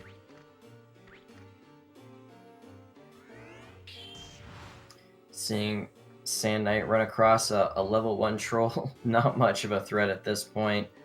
And the Confused Trap on Shawnee's side while he's fighting a Picket, not a great time for him. Seeing a lot of MP being wasted, he's not going to feel good. Just throws the Cure-All herb on his monster, doesn't even want to deal with it. I don't know what his MP is running, but it's got to be getting on the low side, so he doesn't want any of it wasted anymore. Yeah, some slight, not necessarily mistakes, but little things that are happening. Like Shawnee could have waited on that last floor at the elevator to make sure his health was further up. It fortunately didn't affect him, but it's rare when you have a completely empty room to not try and get a bit of your health back. Yeah, we did see Shawnee pick up an egg, so he's going to be hoping that this egg is a little bit better than the balloon egg that he found earlier. He could still low roll, but the chance of him finding a good egg are quite a bit higher at this point. If he picks up a Picket egg, despite the fact that Pickets are quite weak monsters, he could fuse it into his CUNY to give it a double attack and make it quite a bit stronger and more resilient in these coming floors. But we'll have to wait and see. He's not choosing to take the time to try and hatch it. I think he's a little bit worried about the fact that he's taken a bit of a backseat to Sand Knight, who's got a 2-floor lead right now. So he probably wants to catch up before he worries about what's in that egg. Yep. Meanwhile, Sand Knight is dealing with a lot of Vipers, which are all fortunately going in the other direction. Yeah, Sand Knight also getting a bit lucky here, hitting a small set of elevator trains. Running away from that room of monsters, doesn't want to deal with it. Shawnee, unfortunately, bogged down by some Pickets right now. Not feeling his love for it, I imagine. Nah, he probably still loves it. Probably seeing an Arachne, saw enough of those in the last run. I don't think he wants to see them anymore. Yeah, less that. Crack Trap delaying Sand Knight from getting on that elevator. Very unfortunate. The Crack Traps has been quite potent in the last couple runs here. Oh, yeah. Yeah, if he egg bombs and it turns out to be a Picket, he's going to be in for a nasty surprise. Oh, yeah, that's the last thing that he wants to see. Bit of a bad room here for Sand Knight. Going to once again just take the Mayhel and make a run for it. Not even going to bother with it. Level 1 Palumpa, not a sickly Palumpa, thankfully. He is going to get cut off here by the Unicorn. He's probably going to have to fight. Lets his monster take a bit of that damage. Going to choose just to use the Blaze Ball. Get some experience, get that out of the way. Doesn't want to risk fighting too many of these. Is probably just going to clear this out for safety's sake, because monster trains, even if the monsters aren't generally that strong, are quite dangerous because you never know what's going to box you in. But that's really good play by just getting yourself into a position where... So he picks his familiar up and immediately puts it down on a warp trap. Really, really unfortunate play. He's kind of stunned there for a second. We do get to see that one of those eggs was a bloom egg. Not very useful. Going to use a fire crystal to get him away from this monster, but he probably will lose his familiar to a viper here, thanks to that extremely unfortunate placement. That is really brutal. And I was just about to say, he'd done such a good job of turning that crowd of monsters into a train that he could easily deal with, and suddenly he's right back in it again. Yeah, he'd been having quite a good run of RNG there, and then just absolutely gets bodied by it. The tower give and the tower takes away, man. Meanwhile, Shawnee's still having to catch up. He's floors behind, but who knows? This could be really bad news for Sand Knight. Yeah, get those Pepe hands out for Sand Knight. He's probably not feeling good. Shawnee using the triple attack here to fight off this Arachne, and he does end up finding his familiar before it gets eaten by a Viper. Very, very lucky here. An Olim on Shawnee's side. Very good item. Will let him delete any monster he comes across. Picks up the Paralysis one. Gonna swap his Scarlet out for it. It is not cursed. Very lucky here. The damage at this point in the game is not better than the Paralysis. In a bad situation, the Paralysis one can actually, if you're very lucky, let you stun lock a monster that you probably couldn't fight. He goes to try and find out what those glasses are, and unfortunately runs into a Manoeva. Probably going to pick up his monster and just get out of here. Not worth the trouble. And yeah, Sand Knight here, about to go up to floor 24, starting to take a commanding lead here. He's got a 5-floor advantage. It's going to be tough for Shawnee to pick this up at this point. He does change his monster's genus to water, which is going to let him fight some of these tougher monsters, but he needs to really start picking up the pace if he wants to catch up. He could, of course, still end up in a situation like Sand Knight did last time, where his opponent dies and he has to, catch up on those floors. And if that does happen at this point, he doesn't want to have the floor difference be so much that he can't catch up. Up to 6 floors now. And another thing that we also have to start considering is that they only have 13 minutes left on the clock. The time constraint is actually coming up very, very quickly. Yeah, unless something significant happens to Sand Knight, like a death or some ridiculous amount of bad RNG, it's going to be very difficult for Sean to catch up.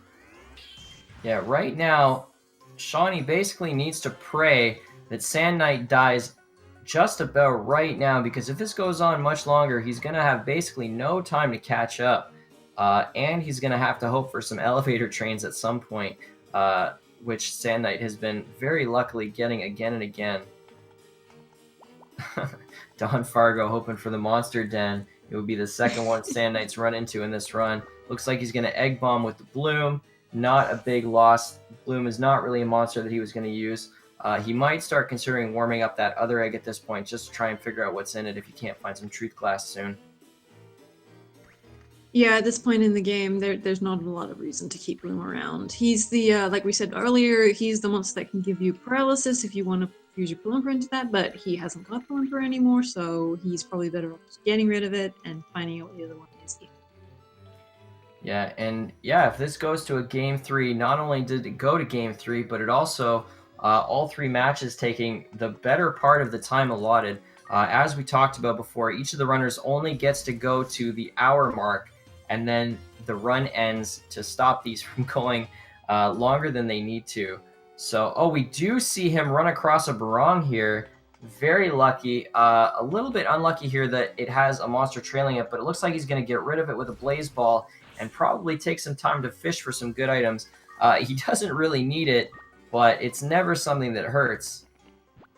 No, and doesn't look necessarily like he might have a Leolam, which is one of the best items to use on a Barong, because as we've mentioned, all monsters have MP, and Barong uses MP to transmute these items into other items. And if you can keep its MP up, then you can just go to town and just take as much as you want. Yeah, I don't know that he would spend too much time, even if he did have a Leolam, though, given that they only have about 10 minutes left. He did manage to pick up the weapon upgrade. Now he's struggling a little bit to try and figure out what he's going to throw away. But this has already been a good fish for Sand Knight here. Picked up the weapon upgrade and the restore scroll. So he's feeling pretty good right now. Going to take the free experience from finishing it off. And Shawnee, stuck here fighting a weed dog. He's got to hope for something good here. Still possible that he catches up. There's still a bit of a chance, but time is running out for him. Oh yeah. I mean, in terms of a Barong, not knowing what to throw at it because you have too much good stuff is exactly the kind of problem you want in this game. Absolutely. And yeah, as our chat is starting to say, it's very unlikely that Shawnee is going to win at this point, barring some really critical disaster from Sand Knight, like a monster den or some kind of paralysis or sleep stun lock where he gets killed because the amount of floors is just still a little bit too big between the two of them.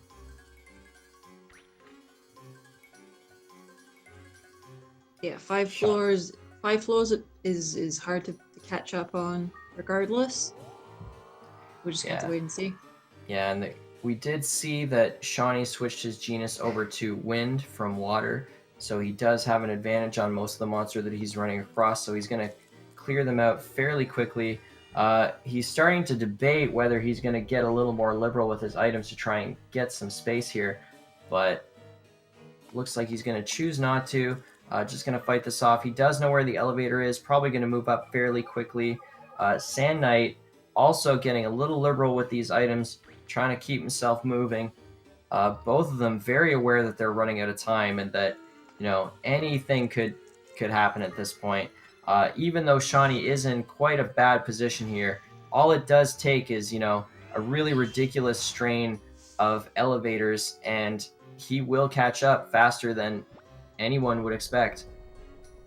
Right, but I'm sure that they're also thinking, like, how much further can I actually go, and is there really any reason to end this with so many items in tow?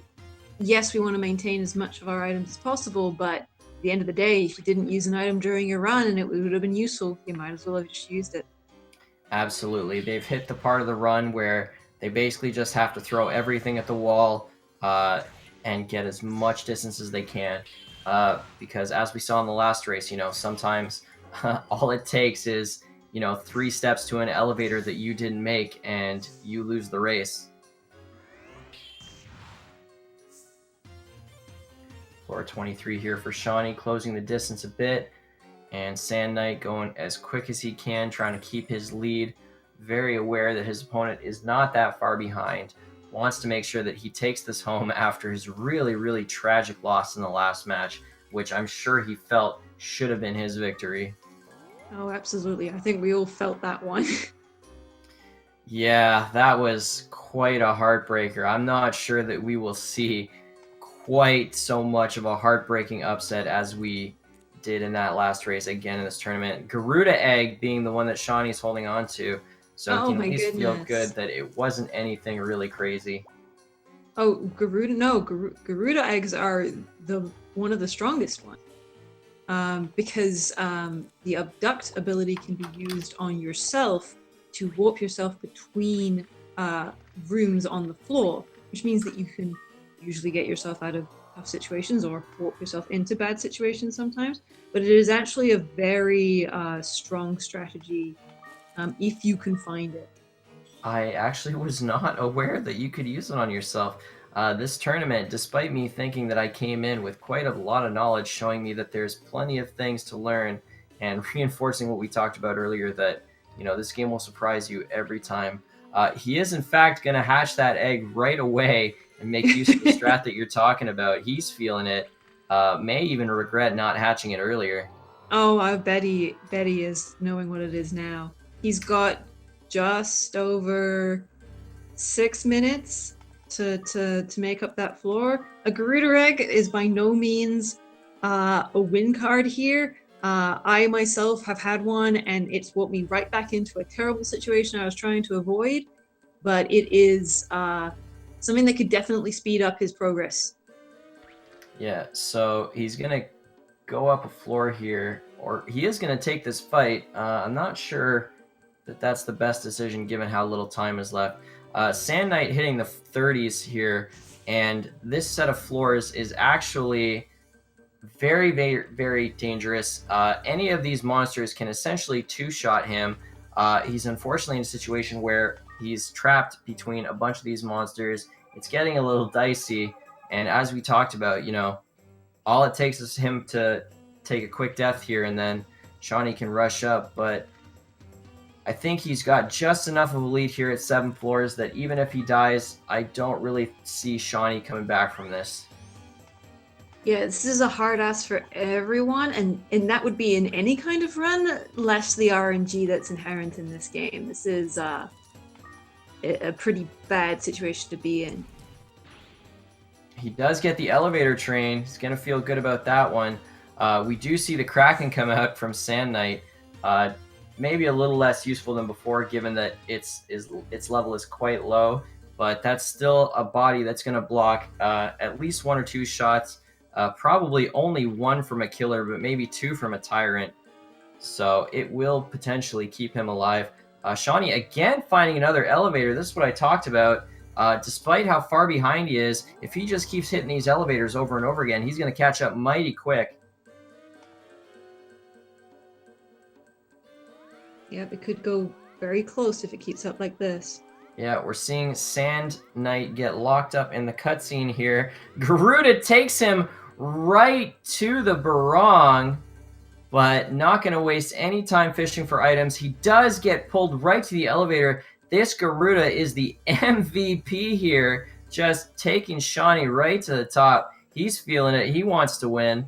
We're going to see him continue to abduct here over and over again. Oh yeah, and this is what I was talking about. It's not a catch-all, but it is a big deal when you find it. Yeah, the MP cost is actually quite low here, so you can just keep doing it over and over again. Sand Knight trying to get away from this killer. Not having so much luck on this floor, but he's managed to close the distance. Only 4 floors left. 3 minutes left in this race. It's going to come down to the wire here. Sand Knight moving up again. He does find the elevator on Shawnee's side thanks to another good abduct. I believe we're just going to see him continue using this Garuda to try and carry him. Bad room spawn for Sand Knight. This could be just the thing Shawnee needs to catch up. He's closed the distance enough that if Sand Knight does take a death here, it's very possible that Shawnee could actually win this. Absolutely. Nothing is a sure thing right now. Yeah, for a race that just a minute ago was 7 floors difference, it's closing very fast, down to only 3 floors. Sand Knight does lose his next familiar. He's still got a healthy bed of items to sit on, but it looks like he's struggling a bit to find the next elevator. He hits the go-up trap. He's got to feel good about that one. Oh, yeah. Shawnee using the star glass, finding out the elevator is just a little higher. Going to keep that at just a 3-floor difference, but he also has to worry about the fact that he still has the cutscene coming for him. 2 minutes left on the clock. It's very likely going to come down to a timeout at this point. We might see our first finish by time. And that's super exciting. I'm really pleased with how close both game 1 and game 2 have been so far. Yeah, it just goes to show that with all of these extremely skilled runners, getting up to floor 40 on the first run is not as unexpected as you'd think. Sand Knight probably sitting on enough items to actually comfortably do a floor 40 run at this rate. Bad spawn here for Shawnee. Gonna have to start dumping these items. Looks like he's probably just gonna use the Mahel Seed and make a mad dash for that elevator, but he doesn't want to lose that Garuda considering it's basically just kept him in the race. So it's a tough call. He might pick it up and go for the run. An egg on floor 35, normally something you jump for joy for, but probably not going to make a difference here. Back up to a 6-floor difference with 1 minute left. There is, in fact, no way Shawnee can win at this point. Even if Sand Knight takes a dive, there just isn't enough time between the cutscene and the time that the elevator takes between floors. So it looks like we can go ahead and call it. Sand Knight going to tie this up 1-1 and take us to a game 3. Yeah, what a great race. Start to finish. wonderful play from everyone. Interesting luck on both sides, and it really is seeming to shape out that whoever gets a significant, like 2, 3, better 5 floor lead is really, really the one that is in charge. Definitely a closer match there, and a lot less upsetting for Sand Knight, I guess, certainly. Yeah, I think Sand Knight's going to be happy that he managed to take this one. I think he would have been extremely upset if he'd lost. And that's time on Sand Knight taking the win here as poor Shawnee gets caught in the cutscene, unable to continue just as it times out. Yep. And that means that we're going to game 3, which is exactly what everyone wanted. Yeah, we're going to Except for Shawnee. Yeah, except Shawnee, who wanted to have a nice quick 2-0 victory in this. Unfortunately, going to be denied. And we're seeing Sand Knight make the effort to go up to 40 to try and please the crowd. We might see both of them just give it a shot. Shawnee going to continue using his Garuda strat. Just a little fun here for the crowd as they both try and see if they can make it to 40. Egg Bomb here with a Napless from Sand Knight. Pretty solid egg, but looks like he's going to have a bit of a tough time getting through this. Still has a nice, healthy bed of items to go through. A Palumpa here thrown out at the maximum. Not going to do it. Going to have to go ahead and use a Spell Orb already. Unfortunately, Egg Bombing, not a guaranteed kill. Oh, and Shawnee using the Garuda to abduct the killer instead of himself. All right, so the chat's calling for a reset here. I think we're going to have to go ahead and do that. We are running pretty close to time. Yeah, we are going pretty close to time, so we're going to get the runners here to try and call it out. We've had some floor 40s during this tournament, so you can always catch those runs if you want to see it. And always pick up the game yourself and try it for your own. Got to double check here that my stream is caught up. I think I'm a little bit behind, so I'm just going to refresh this really quickly. Yeah, I'm going to do the same because I think I'm even further behind you.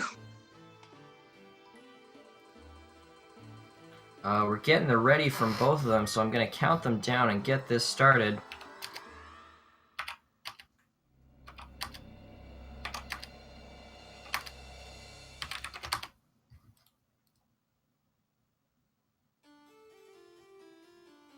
Oh, hang on here. It looks like I'm having a bit of trouble.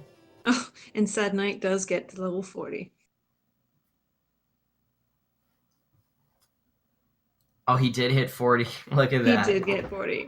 So another 440 run. So he can feel good not only about taking that win back after that really tragic loss, but also getting to 40. Let's see what's happening here. I think I'm going to have to refresh my Firefox here again.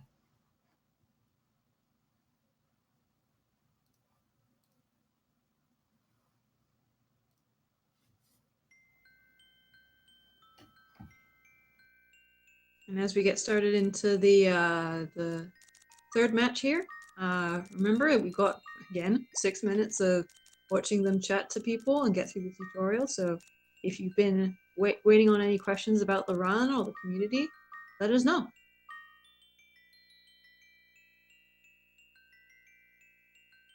Alrighty, so I think I am back in here. I think we're good. After a bit of a hiccup. And we're going to see the start of this go through. We got the time to name and relax a bit. Get to see a cute little Nico back before she was a domestic abuser. So Captain Keen, balloons can only go up to the level that they're currently at. So if you have a level 5 balloon, it can only go up to floor 5, which means that in a run, when you hatch them in the tower and their level becomes the floor level that you're on, their go up is useless. Yeah, unfortunately, not something useful. It looks like Garuda is actually the only way to cheese the race a bit here. So on the unlikely chance that either of them gets another Garuda egg, I'm sure they're going to feel good about it. It was not quite enough to bring Shawnee back from the unfortunate lead that Sand Knight had built. but it certainly did show how extremely useful that ability can be. Absolutely. I bet he's kicking himself a little bit for not catching it earlier, but you just don't know. Unless you get the truth glasses, you don't know what you've got on you. Yeah, the unfortunate side of it. I will go ahead and post the Discord link if any of you guys want to join us in the future or are interested in getting running or even just learning more about the game, sharing it with other people who really enjoy it. You can pop in here for us, and we will all be happy to have you. Yeah, absolutely. Come join us. Enjoy the game. Watch some runs. Maybe try it yourself if you're up for it. We are a very new Discord that has exploded in popularity, thanks in part to this tournament. So I know that we usually wait to the end, but thank you, Speed Gaming, for hosting. Yeah, turns out that a lot of people really enjoyed this game, but not many people talked about it. It's kind of a strange thing. It's got its own cult following. Oh yeah. So we're almost out of the house here. I'm gonna head over, pick up our familiar, and get ready to run through the tutorial again. The most frustrating part of doing these runs, doing the 6-minute tutorial again and again. Oh yeah. But at least it's not an incredible amount of button mashing. It's fairly chill. You just need to be careful that you don't talk to the old man with eyebrows, and get his longer dialogue conversation going. Yes, he will speak your ear off, and it is not a good situation. Yeah, thanks, Darcis, for pointing out that you should be following these runners. These runners are excellent. They play this game very often, and like we said earlier, we've been looking forward to seeing them go at it, and they haven't disappointed us whatsoever. Getting the do it here from Sand Knight on the recommendation to join the Discord, and a hi chat here from Shawnee. Both of them showing some love to the chat. And Dad making a very, very good observation that you should absolutely follow these runners or any of the other runners in the tournament. They're all extremely talented, very wonderful people that you should give a follow so you can catch more incredible content. These races have been as good as we could hope them to be, all very exciting, all very close, and hopefully with enough interest, we'll be able to do more tournaments like this. Yeah, this is definitely a really exciting opportunity for us as runners, but also just to share this game and what we're doing with the rest of the world here. Yeah, part of what makes this, so exciting is exactly that. These runs can be so varied and so crazy because of the massive swings in RNG.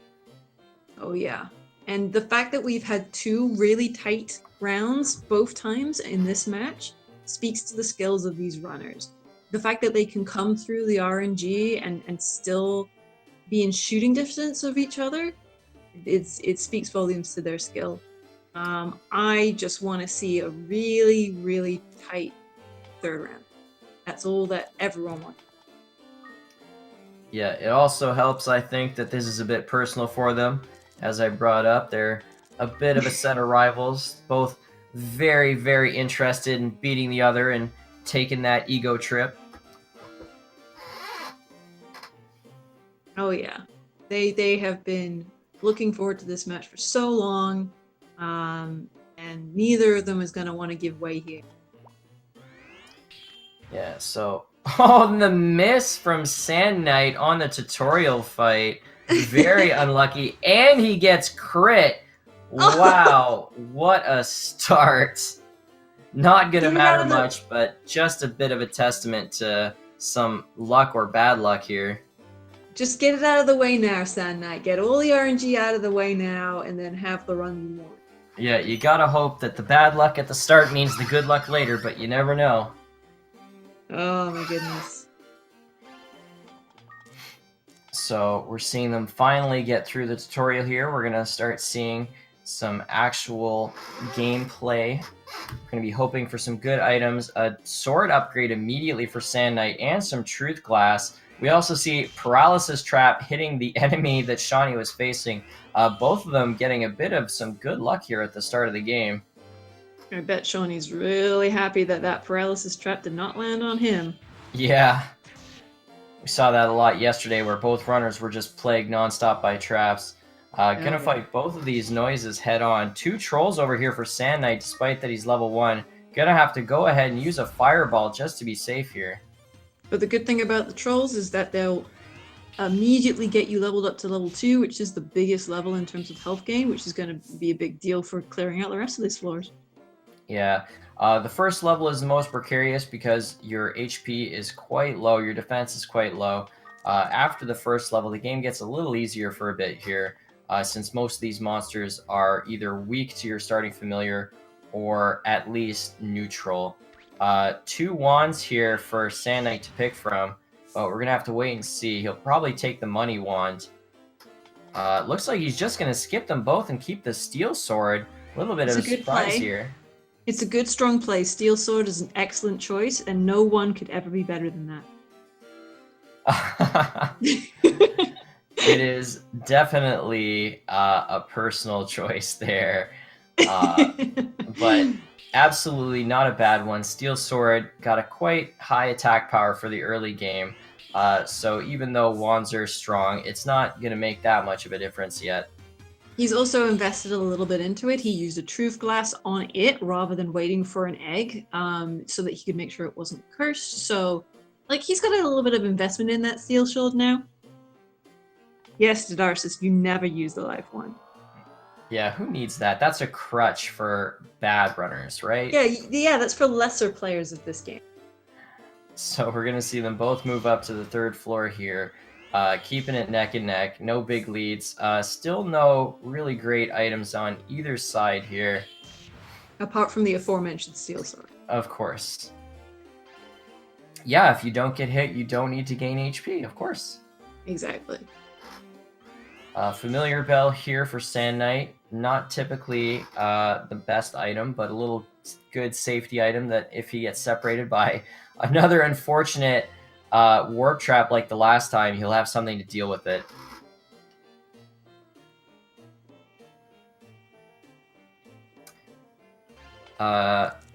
If my co-caster doesn't mind, I am going to have to step out here for a couple minutes. Yep, absolutely. I can take care. Great. I will be back very shortly. All right. So, still in floor 3. Both of our players are at level 3 as well, although Shawnee is I think, a little bit more. Sand Knight with the red sand. He's going to power up that steel sword and make it very, very pretty. But again, like we were saying, we haven't really found anything really engaging both on the equipment side or on the item side.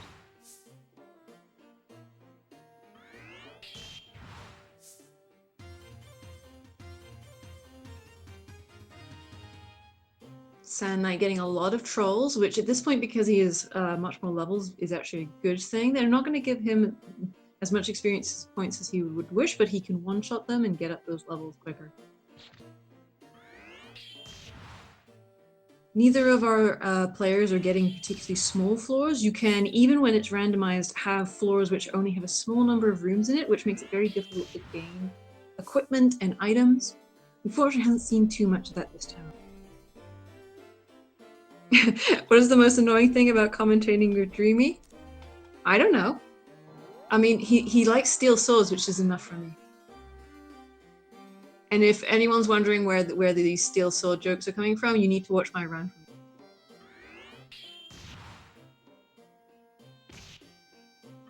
Favorite runner between the two in the race? Okay, well that's difficult because Shawnee is actually my husband.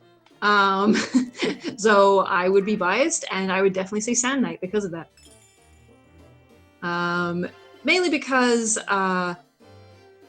I really appreciate Sand Knight having welcomed both me and Shawnee into this group. He's also the organizer for the entire set, so he's been a wonderful influence on the community.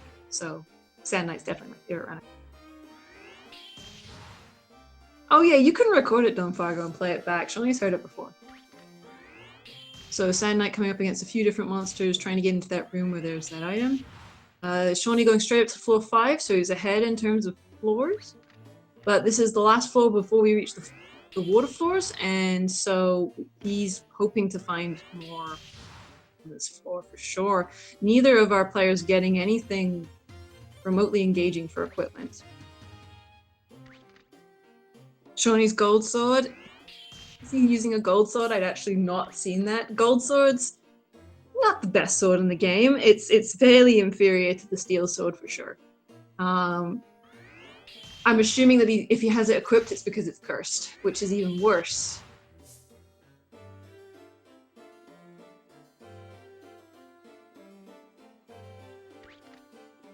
Yeah, Shawnee is very much inferior, but it's fine. He will be able to get through this. Yes, I did see that, Don Fargo. He is using a copper sword. Chat needs to stop misleading me. I gotcha. Shawnee not getting the best of luck with monsters on floor 5. He's finding a lot of cyclones, which are good because they're wind and they're weak to fire, but he's also finding a few maneuvers, although this one is sleeping. But it is right next to that elevator. He's going to try and take it down. And Sand Knight going up to floor 5.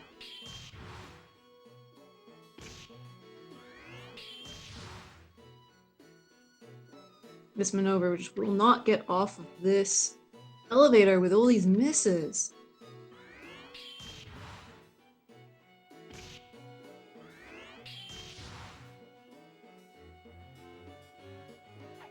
But he finally clears them up. Finds the gold sword, so he definitely has one now. And now Sand Knight joining Shawnee on floor 5. Shawnee continuing to explore floor 5, trying to find some equipment. Fortunately not getting hit by the steel trap.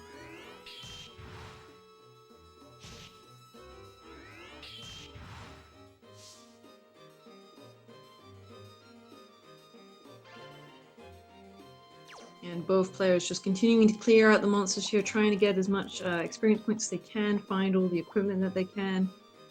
It's not uncommon to spend a lot of time on these first five floors just to make sure that you've got it. An Oleem fruit for Sand Knight and a warp trap for Sand Knight. That is good because he has the familiar bell that he can use. Is he going to use it? Maybe he's not going to bother because this floor is not as dangerous as later floors.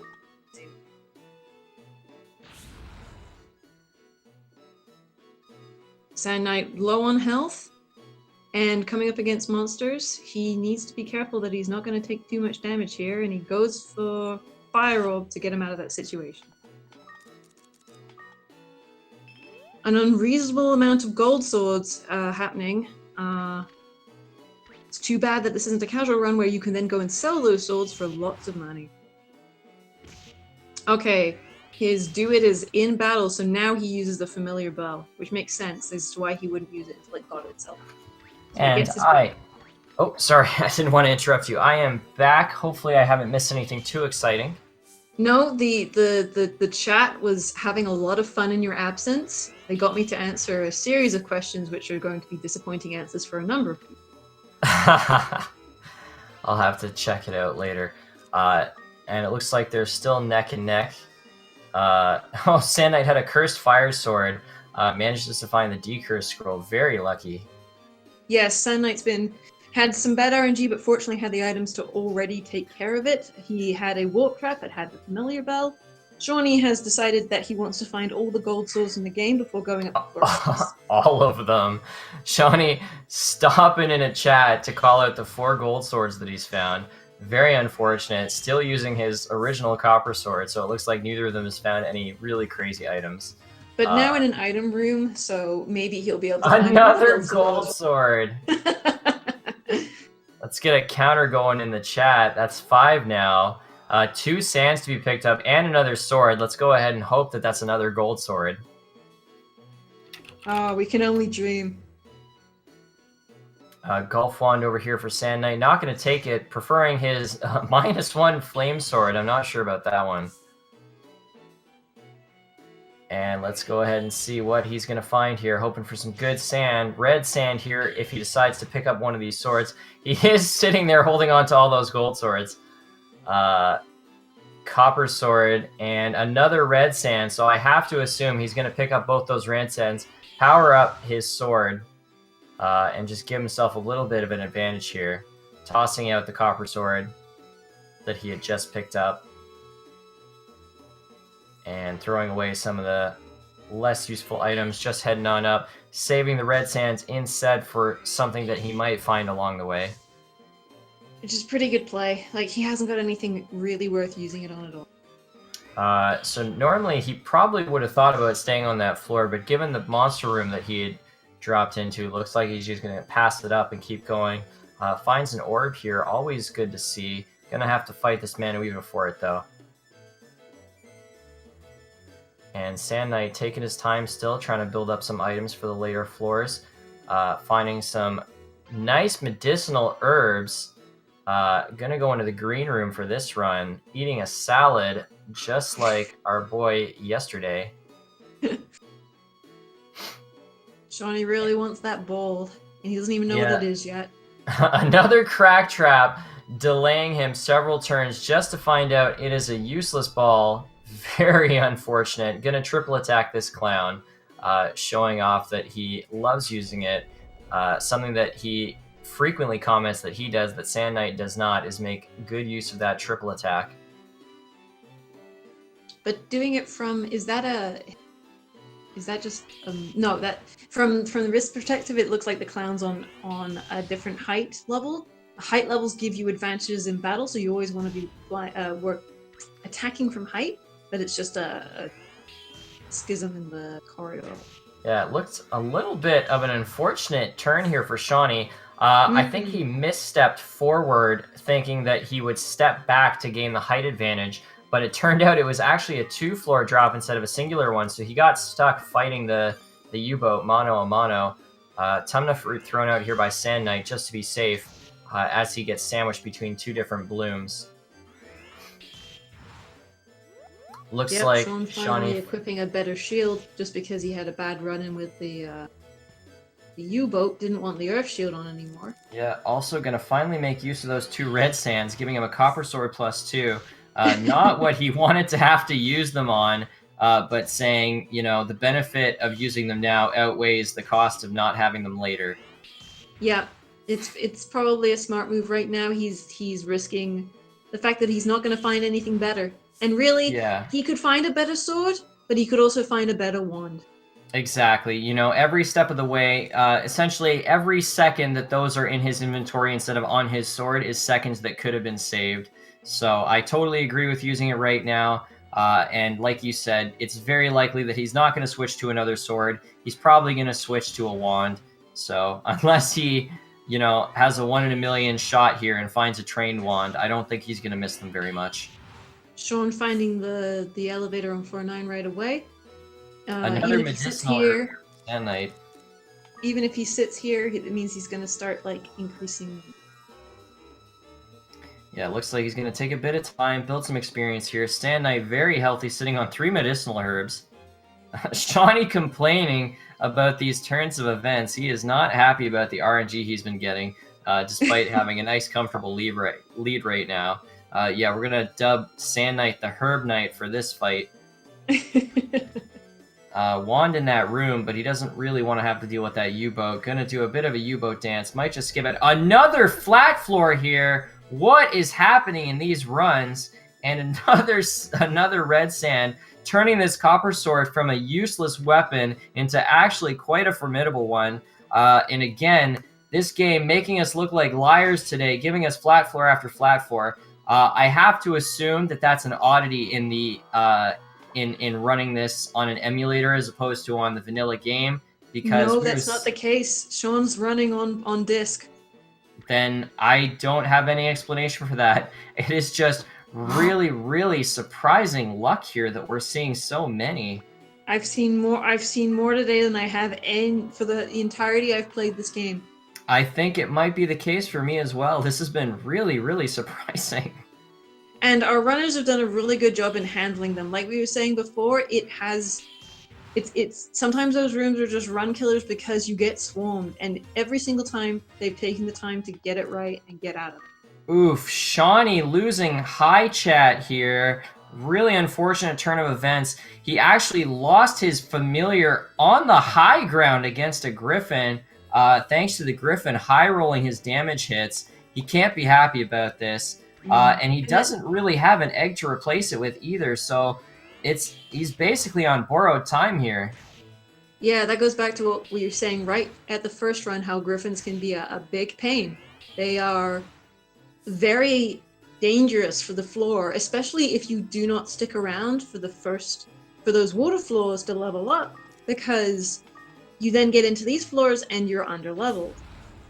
Yeah, and while I'm sure Shawnee thought that these red sands were probably not going to do him much good, and powering up that sword wasn't really going to be anything since he planned to switch it for Juan, sorry, it actually ended up really paying off for him now, because that sword is going to do him better than any wand that he picks up for the most part, short of maybe like a paralysis wand.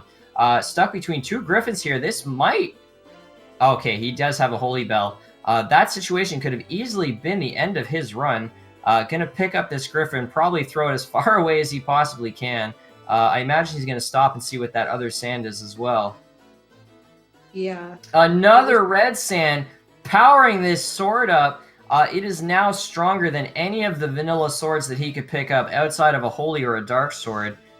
So it's pretty good for him. The strongest of all copper swords. Yeah, that is one hell of a copper sword. Yes, he's getting all the sands that Sand Knight is not getting for the sword that he has been holding on to. Sand Knight still, unfortunately, using the basic shield and a cursed fire sword that he decursed, so it's actually got a negative attack power to it. Shawnee getting really lucky with these pickups, not having to fight them. Twice in a row he wins that coin flip. It's only a 50-50 on whether the monster struggles or not. He just keeps hitting them. I think he's at 3 consecutive ones right now. Gonna throw the copper to try and dissuade the griffin. Griffin says, no, man, I want to be with you. So he's gonna keep running, does find the elevator, and he's gonna head on up. Despite being in a bad situation, he still does have a bit of a floor lead. So he's got some advantage going for him. Gonna hit the elevator train, does get the paralysis wand. As strong as that copper sword is, being able to paralyze monsters is probably going to be the better choice. Yeah, especially when he doesn't have a familiar. Yeah, Sand Knight accidentally hitting a bomb trap, blowing up whatever that seed was. Could have been a good one, but he's never going to know. Going to use the fireball here from Shawnee to try and get out of this room. Not switching over to the paralysis wand yet. Might be worried about Cursed and my cat being very, very noisy. Come on, you can come back and sit with me. I think she was upset when she got moved earlier. All right. No, she's just that hyped for this match. She is just that excited for this match, just like us. Shawnee continuing to find the elevators, but Sand Knight still just on his heels. Steve saying, I thought that was my cat. She's pretty wonderful. Taking a free hit here, but it's only a Newell, so not too much to worry about. Oh, okay, so she yelled at me to pick her up, and then she just jumped right off, and she's going to bed. Such is life with a cat. So, Sand Knight ignoring the elevator on 12. I haven't been watching him. I've been watching Shawnee having to deal with no familiar. I assume it's because, yep, and there's the blue collar. Right. So they both have the blue collar this time. Yes. Yeah. I think this might be it for Shawnee here. He's going to have to use that medicinal herb, but I don't know that he has a way out of this. He does still have his fire herb, but he's low enough on HP that this is going to be dangerous. Gonna egg bomb the troll here. Good move. He's got to hope that doesn't crit. Oh no, and it does high roll, and that is it. Shawnee is down. Sand Knight only has to go to floor 16, and this race is done.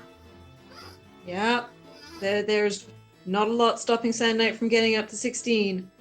Yeah, so we're seeing the first race play out again, where Shawnee unfortunately takes a bad stumble, and now Sand Knight, all he has to do is make it to the elevator, and he's going to be praying to whatever RNG god he prays to that he does not end up 3 steps from the elevator again. Hits the go-up trap. It looks like the game is rooting for him here.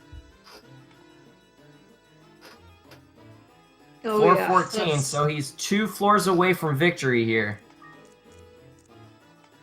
And he does still have a very healthy bed of items from what I've seen. I don't think he's going to have any problems. But as we saw in the first round, monster dens happen, and all it takes is one bad train, and that could be the end for him.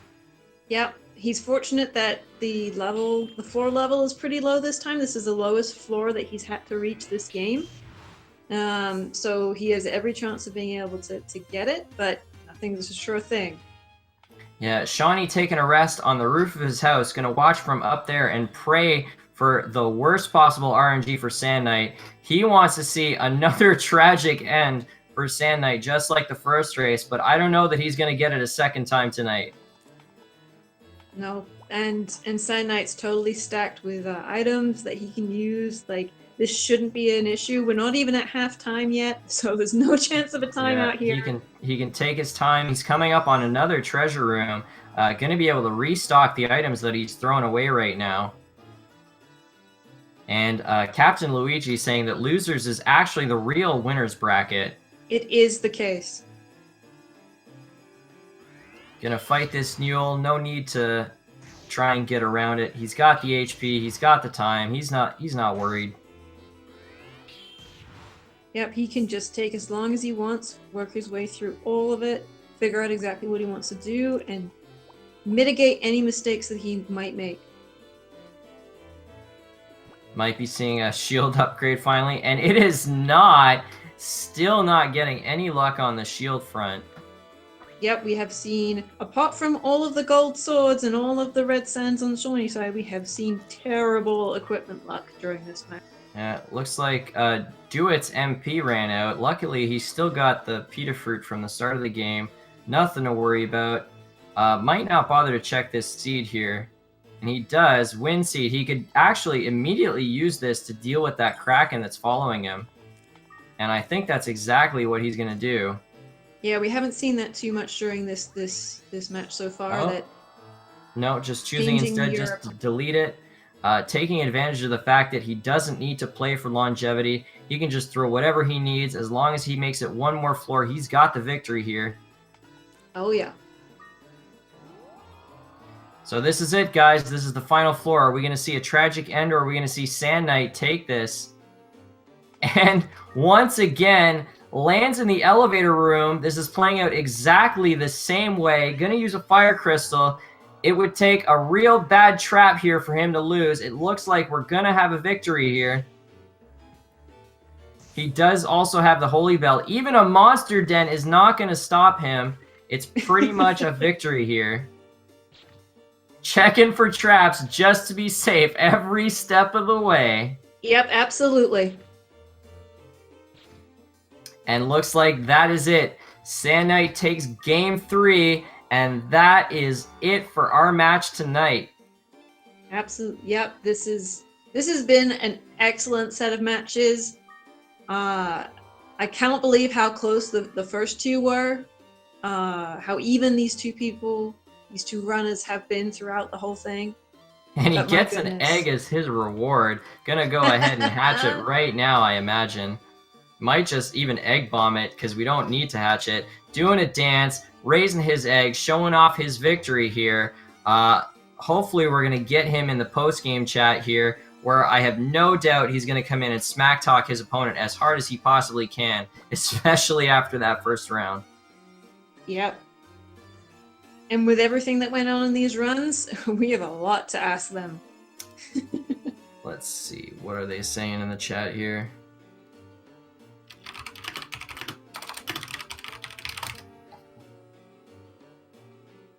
Shawnee riding his motorcycle, getting the wind in his hair to try and wash away his feelings.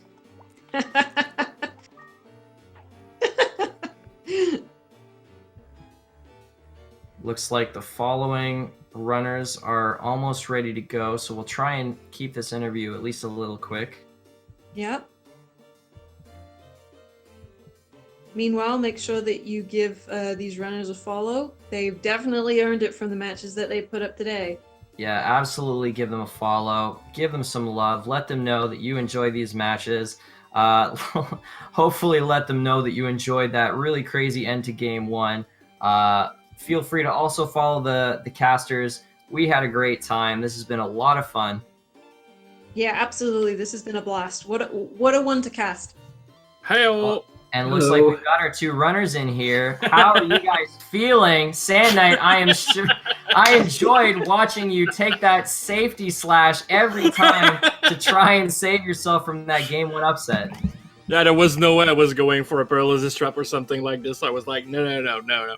I got 3 steps away from victory last time. That's not happening again. Yeah. Why don't you let everybody know how you felt when you ended up losing that 3 steps from victory on that first game? That was super fair. Shawnee had built a really good advantage at that point, and he deserved it all the way. So I was like, yeah, I think it's fair. I'd also like to hear how you both felt in that second game. Shawnee, despite actually at one point having a 7-floor deficit, somehow pulled it back almost to catch up. Not somehow, it's Garuda. Let's face it, that thing is beyond broken. Oh, that was crazy. I was like, no way I'm losing to this. Yeah, Yeah, not only was he using the Garuda, but he was actually almost every time hitting the elevator one after another. Yeah. He built. He recovered like quite a bit. So at that point, I'm seeing this and I'm like, okay, I'm booking it. Like, there's no way I'm playing safe anymore. Yeah, I was. Actually, I think we're the first ones to go to time. I believe you are, definitely. in fact, the first ones to take the full hour in one of your games for this tournament. Yeah. That is insane. Excuse me. Yeah, Yeah, it was a couple of really insane games. Yeah, 1 Sand and Knight. 2 were so close. Yeah, Sand 3 Knight not so managed much. to be- I kind of sucked there. Yeah.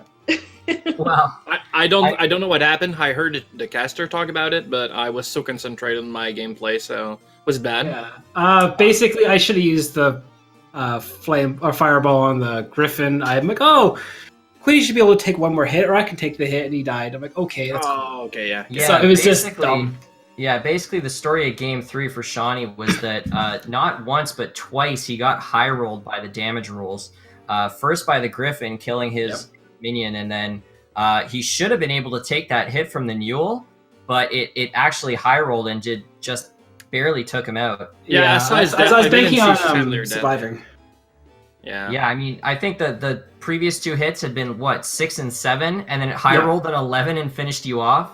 Wow. No, I didn't equip the Earth Shield, did I? No, you had at some point. Yeah, I know, but I think I took it off for something. Yeah, you swapped it just beforehand with the Troll. You had swapped it for an Iron Shield. Yeah. Yeah, so I never switched it back before doing the Egg Bomb. That's why I died. Nah. Because I could have taken 1 more hit, but I doubt I would have been able to push it up much farther. Yeah, we were also very surprised to see in Game 1 and 3, Shawnee, despite your very general calm and control playstyle, you're playing extremely aggressive. Man. I would almost say a little overly so, especially in Game 1. The first game, I actually just went straight. I'm like, you know what, whatever. I'm just gonna go.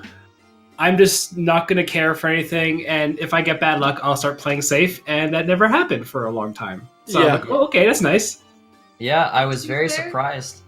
Go In ahead. Game 1, it worked out for you. It did, and I don't normally play that at all. I normally Game 2 is much more how I play. It's very safe and conservative. Yeah. And Game 3, I would love to start a bookless run on that because I had at that point 4 golden swords. If they're all cursed, I would have been just rolling in the money. I think that's what everyone's like want to question is what are you going to spend all that money from that gold swords on? Well, I died, so I didn't get to keep anything. I want to say, though, that Game 3, I definitely won because of a super new strategy. I used the Steel Sword strat. So I think it's really important to be said that this is the best strategy moving forward. Everybody should copy it. So I copied it from the best. It's one of the few speedrunning sets that I've managed to pioneer very recently. Absolutely. No one has lost when they've used the steel sword. I mean, Sean did a very good job of making his copper sword as powerful as the steel sword. Yeah. But it was just a parody there. So yeah. I only won because I copied the best. So I didn't do anything special here. This is all fee. Yeah. Who really equips Life 1 anyway, right? Yeah. Yeah. Oh, if I would, no, I would have used it for to start a fire or something. Oh yeah, we got to keep warm in the tower. Exactly. Yeah, to be fair, I actually on game 3 I had no item luck. I had small floors. I had bad levels. I had everything against me. I don't know if it looked like that to you guys, but everything I kept finding was literally worthless. I found a repel ball. Oh yeah, Yes. yeah. Everything I found was bad. Yeah. And you same. fought for that repel ball. Yeah, you fought for that. We ended up commenting on the fact that you fought so hard for that ball, waded through that crack trap, and then ended up getting a repel ball of anything. Yeah, game 3 was really, really bad on that. I don't know about you, Shawnee, but it seems that it was. But at some point, I'm like looking at my inventory. I'm like, I don't know what I'm gonna do. Even though I only need to break 15, like I'm not even sure. I have 2 Oleams, but 2 Krakens, and that's it. You know. Yeah. Mhm. And I hear Kessler says, "Oh, he's got a good inventory." I'm like, "Are you looking at the same inventory as I am? Yeah. This is garbage." It was comparatively. Shawnee had really nothing going for him. No, the first game I think found 5 Oleam fruits by the end of it. I had everything I needed. I had all sorts of whatever. Game 2 again, I was just trying to use what I could. And then obviously Garuda helped, but I would have been like 10 floors behind by the hour mark if I didn't. Yeah, game 2 I was stoked. I had everything I needed. I was watching the chat. Everyone kept commenting, "Ooh, look at that! Ooh, look at that!" I'm like, Oh, yeah. why? Yeah, that was crazy. Game 2 I had everything I needed, but 1 and 3 I was really low on items, so that was always a problem. I got lucky. You got killed there because I couldn't have recovered. I couldn't have gone farther than 17 where I'm at now. Yeah. Yeah, game 2, Sand Knight was sitting on really, really good eggs, and then Shawnee, up until that Garuda, you were just getting total garbage. Well, yeah, but I talk pinged him in about the that. Discord. I'm like, I need to know immediately, and he never got back. And then Luigi called the verdict of we didn't discuss it, therefore it's legal. But get good, and started hatching it again. That was legit. That was the correct thing because as we discussed on Sad Nights and Didaris's thing, if we haven't decided, it's just assume that we can use Garuda. Yes. Yeah. Can we talk about the fact that in race 2, where I had everything I needed, the blue collar never spawned? Yeah. Did you really check everything? No, Everything. I think there was still one potential room. Nope, there was no corridor there's a going chance. upper right. Yeah. Yeah, I can actually Really? confirm. It's very rare, but when you have max amount of items spawn on the floor, because whatever that is. Yeah, I had an item room, so it probably got overwritten or something. Oh. So that does happen, and that did actually happen to me in a bookless run with the Evening Herb as well as one point. Yeah, and on that run, Shawnee, I had a bloom. Yeah, he had a bloom. Oh, and you're gonna do your Of course I was going to do it, and Yeah. I'm like, oh yes, I have everything I need now, and I've gone through floor 12 twice. Yeah, he scoured the room. I actually commented on it that he was making the effort to find the blue collar, but he just couldn't find it. And I assumed by the time you'd given up that it was just because you were hitting a time cap. But yeah, I didn't realize it could just not spawn. Yeah. At some point, it was worthless. I mean, it was not worth all the time, especially to build up a very slow strategy anyway. So Yeah. I saw Yeah. Shawnee trying to get ahead, and I'm like, no, okay, stop doing this. Play intelligently. But it was kind of frustrating. Yeah, But it's a that's shame the I have to go down to losers, but honestly, the bracket is getting so stacked right now, and everyone who's surviving is just so talented, so I have no guarantee anymore as well. This was my only chance to stay up, at least one. Let's see each other's in the finals. Yeah, I don't think you've given yourself Fee enough and credit. Palmer have to meet in the finals. I think Luigi and Dadaris are meeting in the finals. I think everyone's meeting in the finals. We'll make 3 finals. That's all right. Fee and Palmer can't meet in the grand finals, but we can have the real final, which is That's true. You could have yeah, and actually, if you keep pushing forward, actually, you'll be versus me as well. So Yep. And speaking of Palmer, our next race, I believe, is Dunfago versus Palmer. yep. Absolutely. So Just I don't know if those guys were ready for doing it right now, or was it they were waiting for? They did say that they were ready to go. I think they're just waiting on us to finish up the post-game interviews. All right, so Yeah, that's good for maybe me.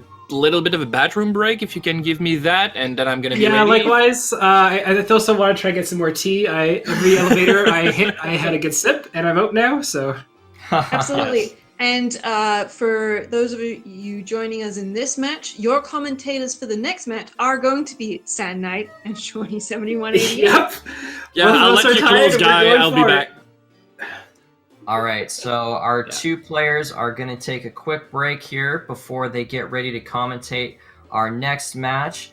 Hopefully you guys are excited for it as we've been, and we're going to go ahead and get ready to get that done. So if you guys want to tune in, please stick around, watch the next match, keep enjoying this tournament. Absolutely give our runners and our commentators a follow if you enjoyed it, and let's all pray for some crazy RNG for the next match as well. And no more flat floors. No more flat floors, let's hope. Take care, everybody, and have a good night. Yep. Take care, everyone.